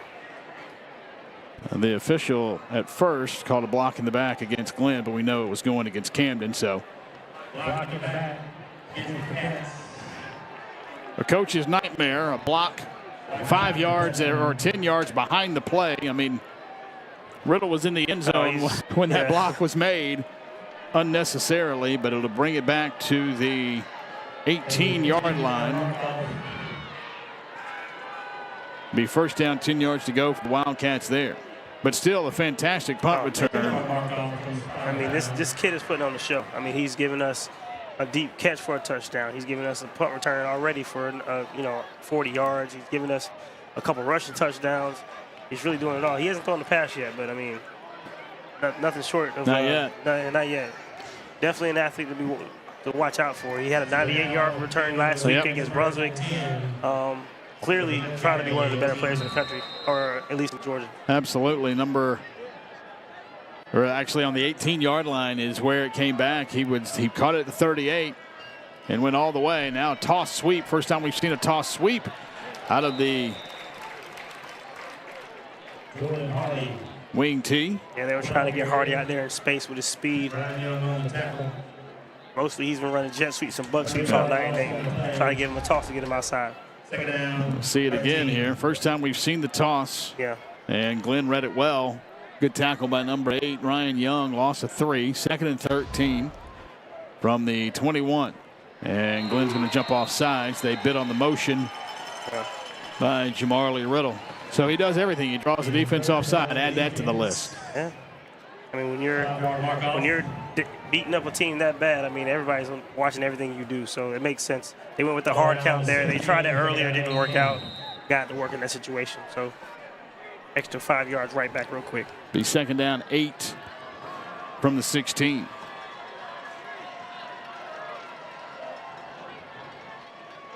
Play action. Robino going to throw short and incomplete.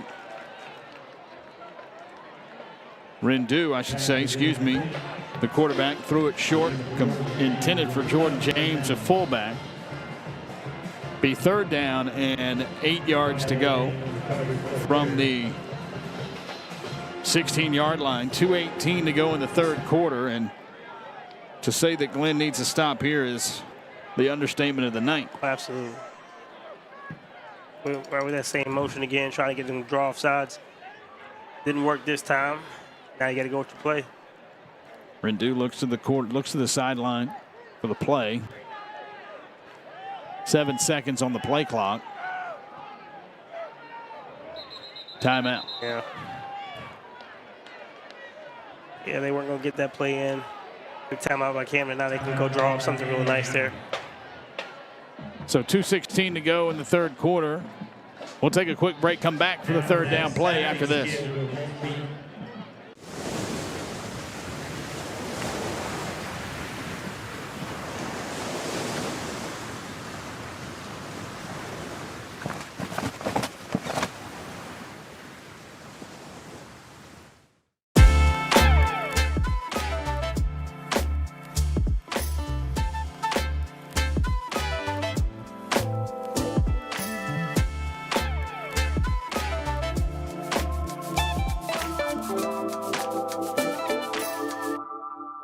Dr. Capes is an amazing person. I went into his office with a lot of problems with my mouth. There aren't words to describe just how I gained my confidence back and how my life completely changed. Time to expose John's new summer rap. Speaking very clearly, what's inside the jalapeno ranch chicken wrap? Crispy jalapenos, all natural I chicken. can't do this. I'm wearing a wire. I'm not who you think I am. Jimmy John's summer wraps are back for a limited time.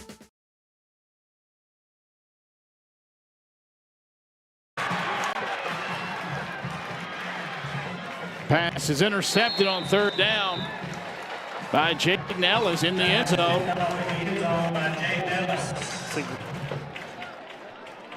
We'll show it again here in a moment, but there's the turnover as you see him roll out. It's great defense by both of the backs there. Getting there. You got Bruce Edwards and Mr. Ellis as well, making the play on the ball. Interception by Ellis. Now the Terrors have another chance to go down here and score.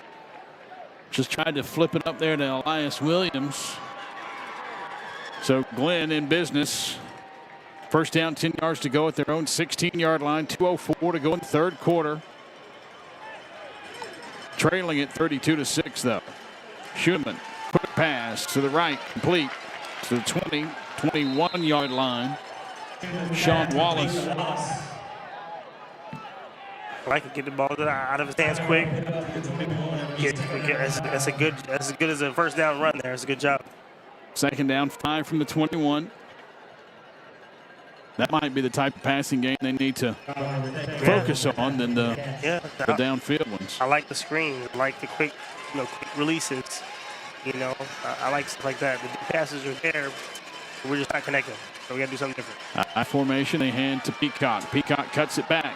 Can he get to the edge? He's running east-west. Finally turns up north-south, but I don't think got much. Maybe a yard or two. Looks like to the 23-yard line. So it'll be third down.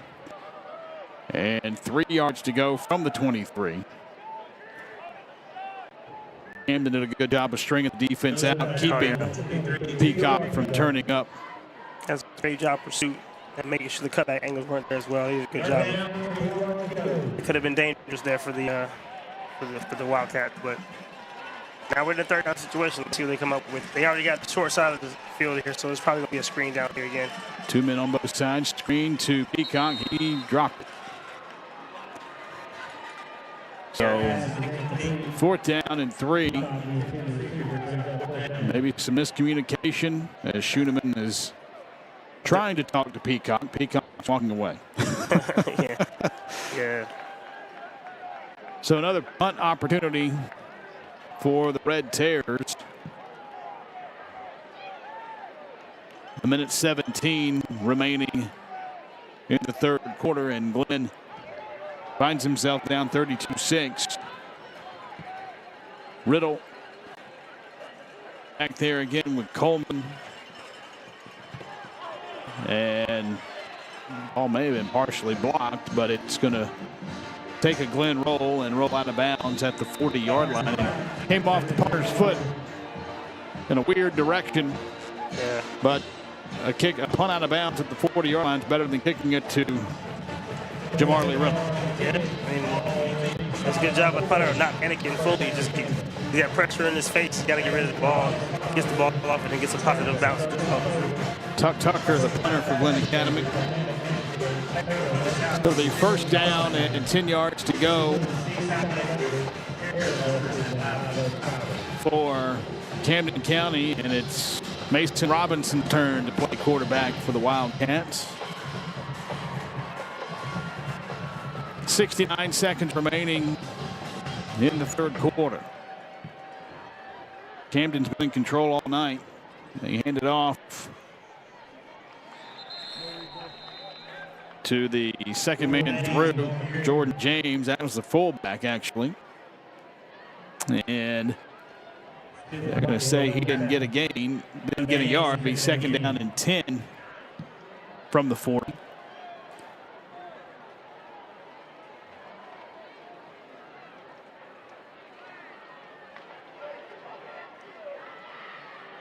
By my count, 7 players have carried the football tonight for Camden. They have a lot of choices. Yeah, I mean, in the wing tee, I mean, you can give it to the fullback, make him a feature. You can give it to the wing, give him a feature. You can put it to the slot guy, give him a feature. You let the quarterback run the ball. I mean, you can do a lot of different things there. And then, because they go to the shotgun as well, they got the jet motions. Everybody's getting a chance to touch the ball. That keeps everybody fresh. So every ball carrier is fresh. That's the benefit of having this offense, especially when you're winning the game, you can control the clock. Yeah. That was Jordan James, lost a yard. Third down, 11 yards to go, but that's going to be in the end of the third quarter as we head to the final stanza. Your score, Camden County 32, Glynn Academy 6.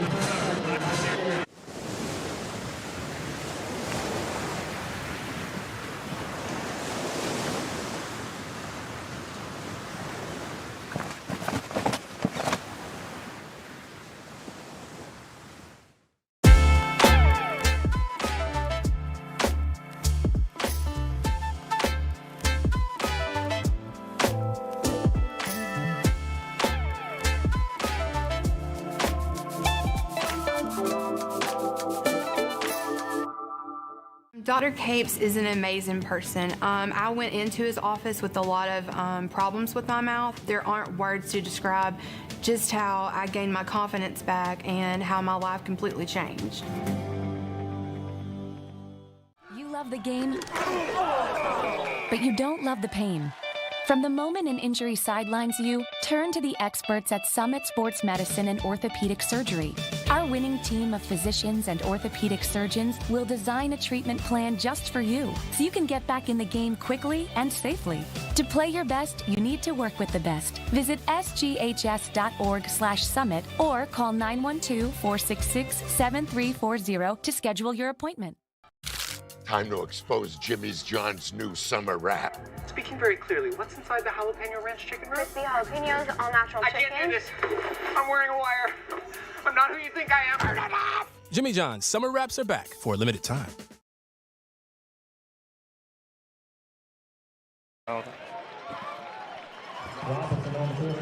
Robinson on the quarterback keeper there, picks up the first down for Camden County. On 3rd and long, be 1st and 10 from the 49-yard line.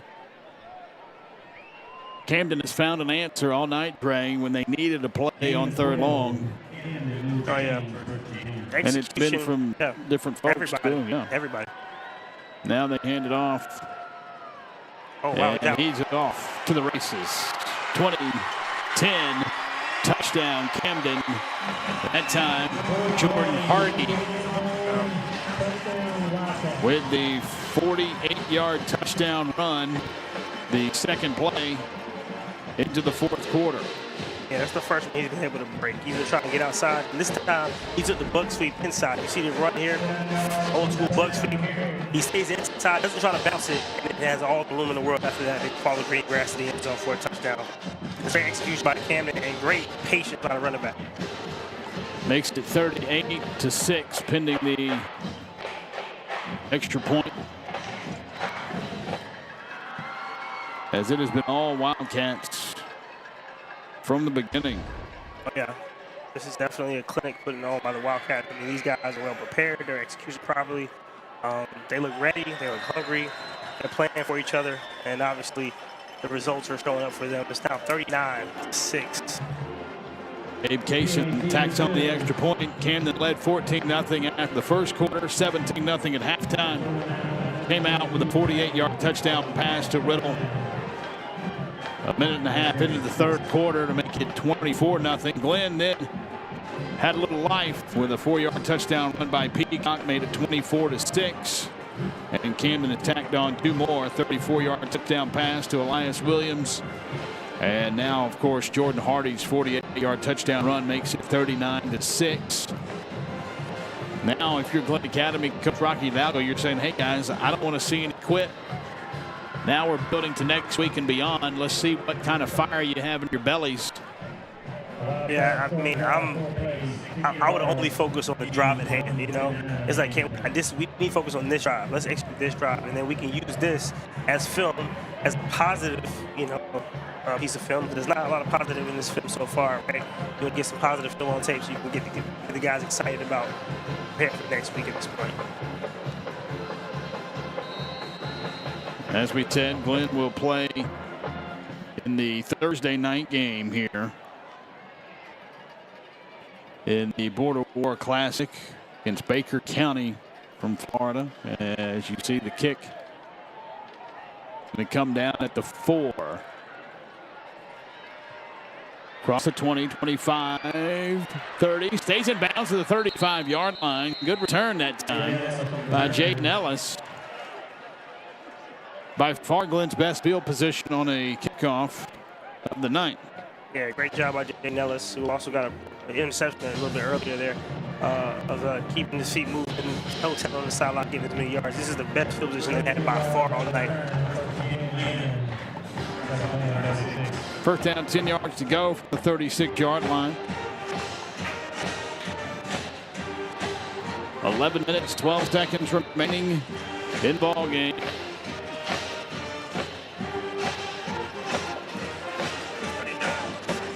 Schumann takes a shotgun snap, throws quickly out, and tackled quickly is John Wallace. Tackled immediately by Jonathan Stamos. Glynn gains 3 yards to be 2nd and 7 from 39.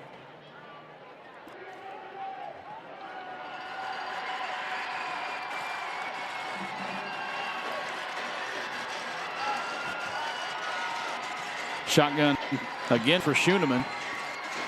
2 men back with him. Throws out to the right side, complete to Prince. To the 46-yard line. Is it going to be a first down? Let's see. I do believe it will be.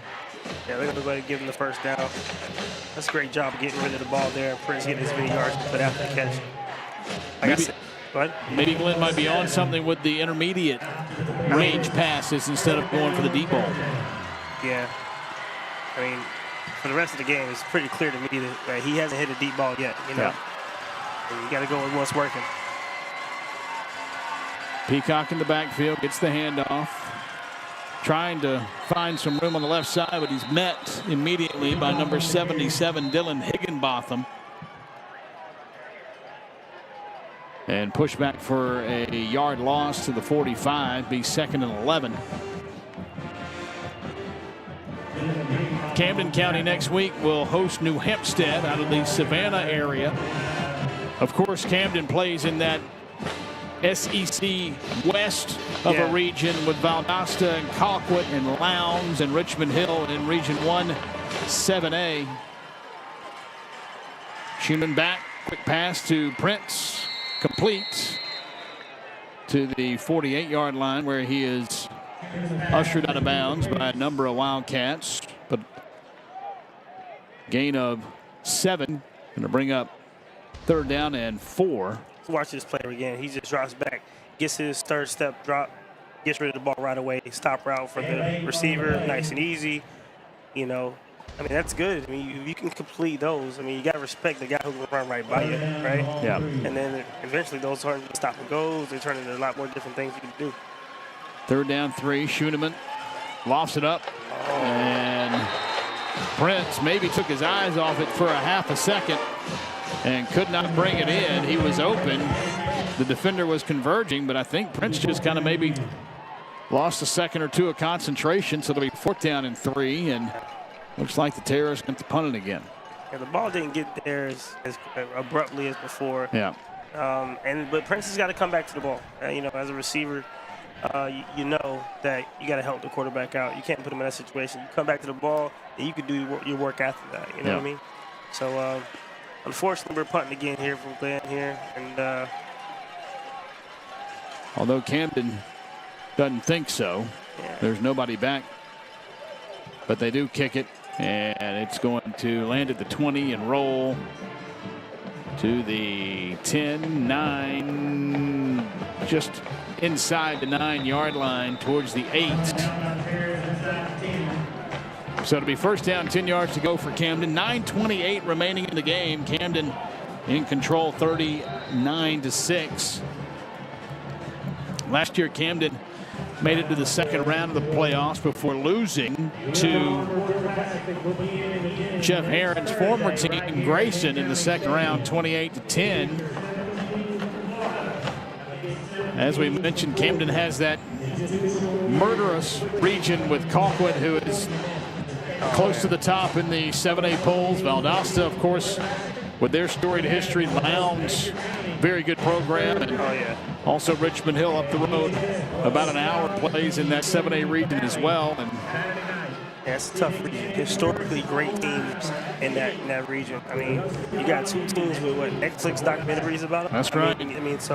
I mean, Georgia high school football has always been at the top when it comes to nationally televised or recognized teams. And in that region alone, you got 3 teams that are some of the best teams that we've seen in the last 20 years. So that's a murderous row of teams to play against for sure for Camden County. But it looks like, you know, with the right coach, of course, at the helm, Harris will have them ready to go all the time. And then if you get out of that murderous region, you have teams like Buford, Parkview, #1 team, Carrollton. You know, it goes on and on. 7A is such a tough classification as Camden starts with Rendu now. It's his turn at quarterback, and he just quickly hands it off to his halfback, or his right halfback, Jordan Hardy. Gets out about 4 yards, be 2nd and 6 from the 12. Call it free. They marked the ball at the 9, so 2nd and 7 from the 12. Camden's content with letting the clock run, get on the bus, and head back south. Yeah, I think for both teams right here, it's all about execution, let the clock run, and nobody getting hurt. You don't want anybody hurt going to the next week at this point. Another handoff to the fullback this time. That's Jaden Daly. He gets to the 20. Or excuse me, the 15. It'll be 3rd down and 4.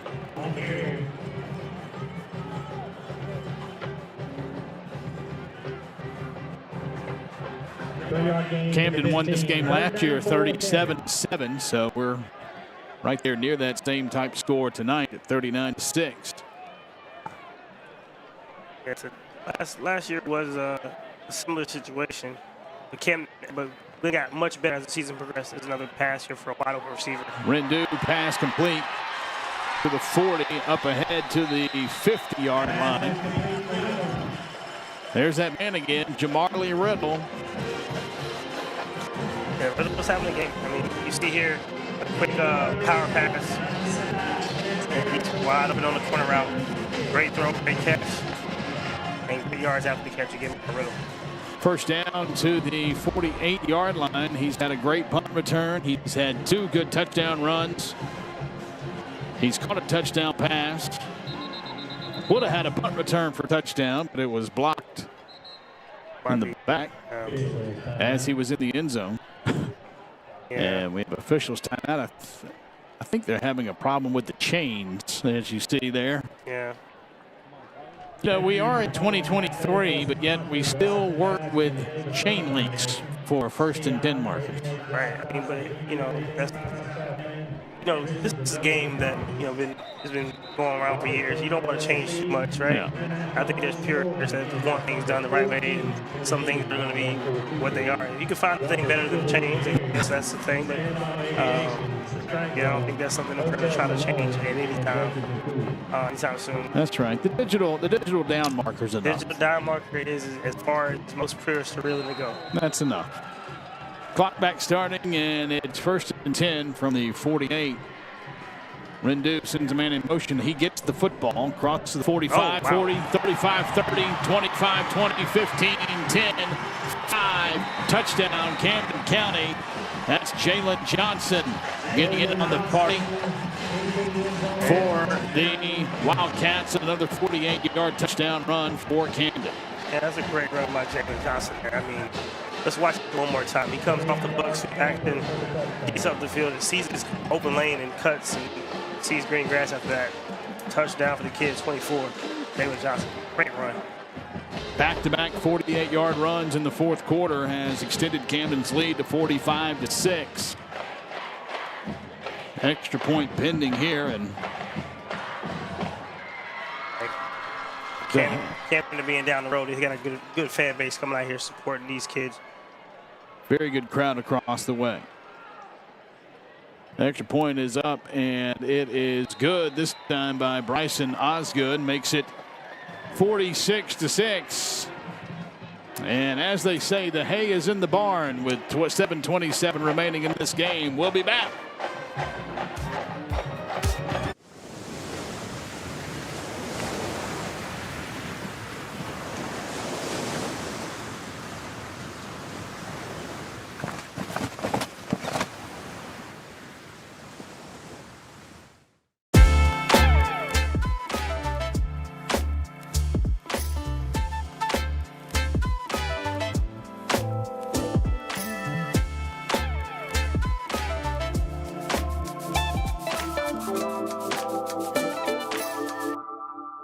Dr. Capes is an amazing person. I went into his office with a lot of problems with my mouth. There aren't words to describe just how I gained my confidence back and how my life completely changed.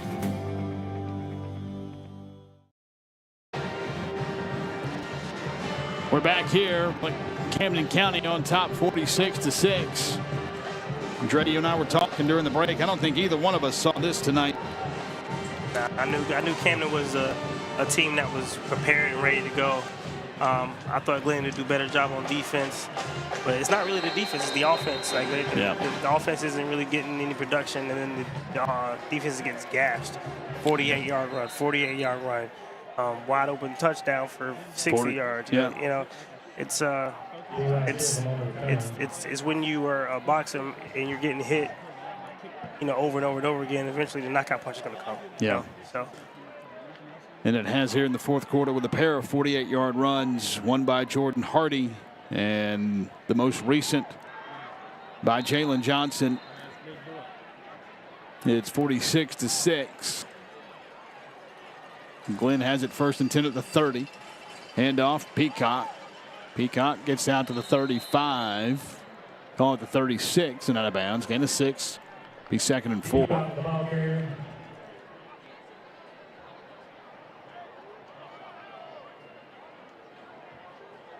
Pregame 6. Good home crowd in attendance tonight as well, although some are starting to file out. Yeah, some people are trying to get ahead of the traffic, but there's still a lot of support here for these young men. New running back in for Glynn. That's Deshaun Howard, first carry of the night for that sophomore. He picks up a first down to the 40-yard line. 7 minutes and 5 seconds remaining in the game. Again next week here at Glynn County Stadium, the border war. 2 games Thursday, 2 games Friday, 3 games Saturday. Glynn will have the nightcap Thursday night against Baker County out of Florida. Mike Torello on the run. Gain of 5 yards to the 45. So some new ball carriers into the game for Glynn. Yeah, the Border Wars are going to be a good time. It's always a good time. Last year was great, even though it was raining. I'm really excited to see that Brunswick High versus St. Augustine matchup. A lot of coaching friends on both sides of that. The Friday night nightcap should be a good one too, with Coffee County and Bowles. Yeah, Bowles. I got my guy Todd Fordham out there taking care of them Bowles guys, getting them right. Got a couple kids that I've coached for years, Trent, little linebacker out there, and then got a couple guys out there that are looking at NC State as a possible. So a lot of guys out there on both sides of the ball. Bowles, they're going to look pretty good out there, and I know, you know, we already know how the Georgia teams are. So. That's right. Coffee County always has a good program up in Douglas, Georgia. Every year. Schoeneman going to try the deep ball again. Pretty pass. Caught. Nice back shoulder to Prince. By Prince this time. Yeah, when Schoeneman has the right amount of time, I mean, he can put the ball where he's supposed to. The consistency is the key for him. Great job by Prince finding the ball on that back shoulder. First down, 10 yards to go from the 23-yard line, and we'll see it again here. He just calmly just heaves it up there, and nice tight spiral, complete to Prince there. Longest completion of the night for Glynn Academy. 5:34 to go. And Deshaun Howard with his second carry of the night to the 17-yard line.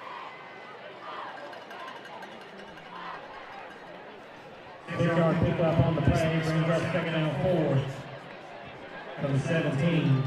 So it'll be second down, 4 yards to go from the 17-yard line. Hand off to the fullback. He crosses the 15 ahead to the 14-yard line. It's Mike Torello. Going to be about a yard shy of the first down. It'll be third down, 1 yard to go at the 14-yard line. College football kicked off last night. Utah took care of the Florida Gators, to say it nicely. Yeah.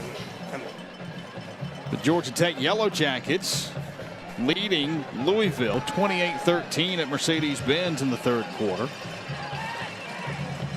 Hand off on a end around. Can he turn up? He does. He turns up to the 13-yard line. Going to be enough for a first down by Sean Wallace. Turned it up at the last minute to gain that yard that they needed. Michigan State and Central Michigan tonight. Miami of Ohio at Miami of Florida. The Hurricanes all over Miami of Ohio 31-3. And of course a full slate Saturday of college football tomorrow. First weekend of college football. Some of the best times, man. I love the season of college football. Really excited to see that Florida State LSU matchup on Sunday night. That's right. That is going to be a good one. Top 5 matchup, top 10 matchup. Seminoles number 5, number 8, LSU number 5, and then Clemson and Duke on Monday night. 3-yard loss on the play, second down 13 from the 16. North Carolina and South Carolina Saturday night from Charlotte. Could be an interesting one. Here locally, Georgia Southern hosts the Citadel. 6 o'clock in Statesboro.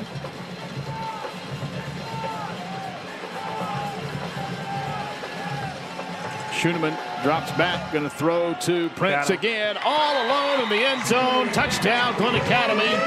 Touchdown, David Prince. A 13-yard touchdown pass with 3:04 on the clock. Great job there by Prince. You know, a lot of one-on-one wins in that situation. I mean, that's your guy. I mean, that's your one-on-one guy. And you get the chance to throw it up to him. You're going to take as many chances as you can. If he doesn't get, you know, great end zone touches or anything like that, you're doing a disservice to your team. Unfortunately, tonight we haven't had those opportunities for Glynn Academy. A great drive there. A lot of young guys getting some burn and executing. That's what you want to see. Extra point is good. 3 minutes and 4 seconds remaining in the game. Glynn Academy has cut into the Camden County lead 46-13. So a little positive momentum for the Red Terrors.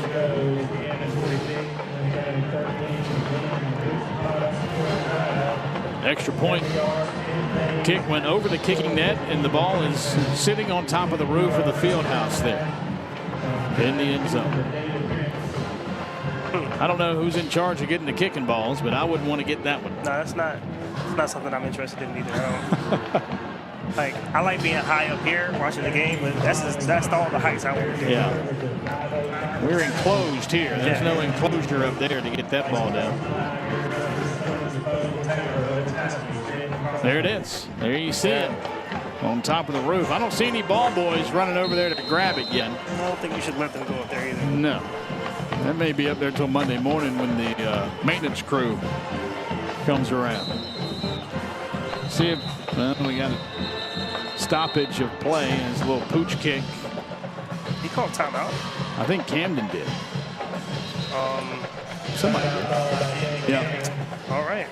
Camden called timeout. I guess they wanted to have the proper kick return team on the field. Glynn was going to pooch it and landed about the 32. But we'll do it again here momentarily. 46-13 the score. Camden County is going to improve to 2-1 on the year, and Glynn Academy will fall to 2-1. On Friday, 2 more games are rematched from last year. Fitzgerald against Madison County. 4:30 Friday is Fitzgerald in Madison County. And we already said the nightcap Friday is Coffee and Bowls. McIntosh County Academy plays the early game on Saturday. The middle game on Saturday is Richmond Hill versus Creekside. And then Brunswick and St. Augustine will round it out. Ended up, yeah. 7:30 Saturday night. Yeah, my buddy Penland over at University Christian has been talking about coming up here for a while now, so I'm really excited to see what his guys do versus Charlton County on the first night. So another pooch kick, and it's going to be returned. Across the 50. Cuts and slips down. That was number 38, Antoine Williams. A nice return to the, 47-yard line, 46-yard line. Be first down, 10 yards to go for Camden. I think Glynn Academy thought he was going to fair catch it. Yeah. Maybe that was a great timeout by the Wildcats being prepared for that pooch punt there, or pooch kickoff there. So 2 minutes, 58 seconds. I imagine Camden will do nothing tricky here, I would guess, as we have a third quarterback coming in tonight. James Kirkland, a junior for the Wildcats, as they stay in that wing tee. Send the man in motion, and now Kirkland sends him back. And they hand off to another wing back, and he's going to get maybe back to the line of scrimmage. I think that's it, and that's number 4, Natarian King, another junior. No gain, second down, 10 yards to go. T.Y. Chisholm makes the stop for Glynn, no gain. 2 minutes, 35 seconds remaining in the game. And Camden County in no hurry here. Now they bring back in, nope, number 12's back in there. Now number 12, Caden Sullivan, a sophomore, in there at quarterback. And he hands off to Julian Daly, a sophomore. Julian Daly, the ball carrier. He gets 2 yards, be third down, 8 yards to go from the 44. Yeah. It's a tough game for Glynn, and I know they're going to have to, go back home and reevaluate some things and go back to the drawing board. But it's only one game, It's one game where you can learn from it and get better. Being prepared is probably going to be the thing they need to be ready, because they did not look prepared tonight. Third down and 8. Hand off to the man in motion, David Coleman. And he gets to the 42. Be fourth down and about 6 yards to go. Minute 20 on the clock. 2-yard pickup to the 42.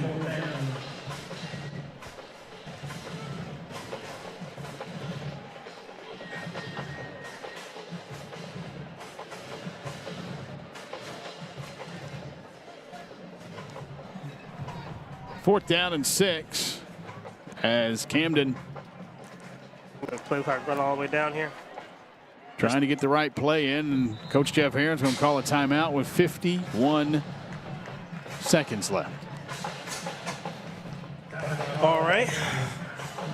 I guess you coach and play to the end. Yeah, get the young guys got there executing, doing the right thing. 50 seconds to go in a 46-13 game. Yeah, I mean, I know how I feel. Yep. Yeah.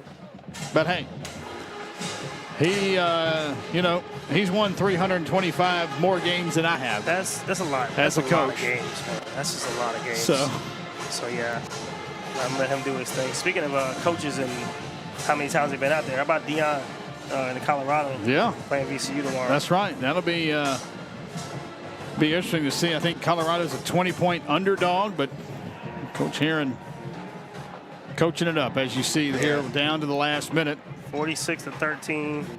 Coaching as hard as it was when it was 0-0. Yeah, nothing changes. But yeah, Dion minus 2 toes. Yeah. He lost 2 toes this week. He said it doesn't matter. I don't need 2 toes. He's probably got another saying about something else positive that rhymes or something. That's right. But I do believe there's a sellout crowd going to be on hand in Boulder tomorrow. No question. Timeout. Come out after the timeout. Bobble snap, but quarterback still gains positive yardage. David Coleman gains to the 38, but not enough for first down. So the ball will go over to Glynn Academy with 45 seconds remaining here in the game. We'll see what Glynn Academy does with the remaining 45 seconds.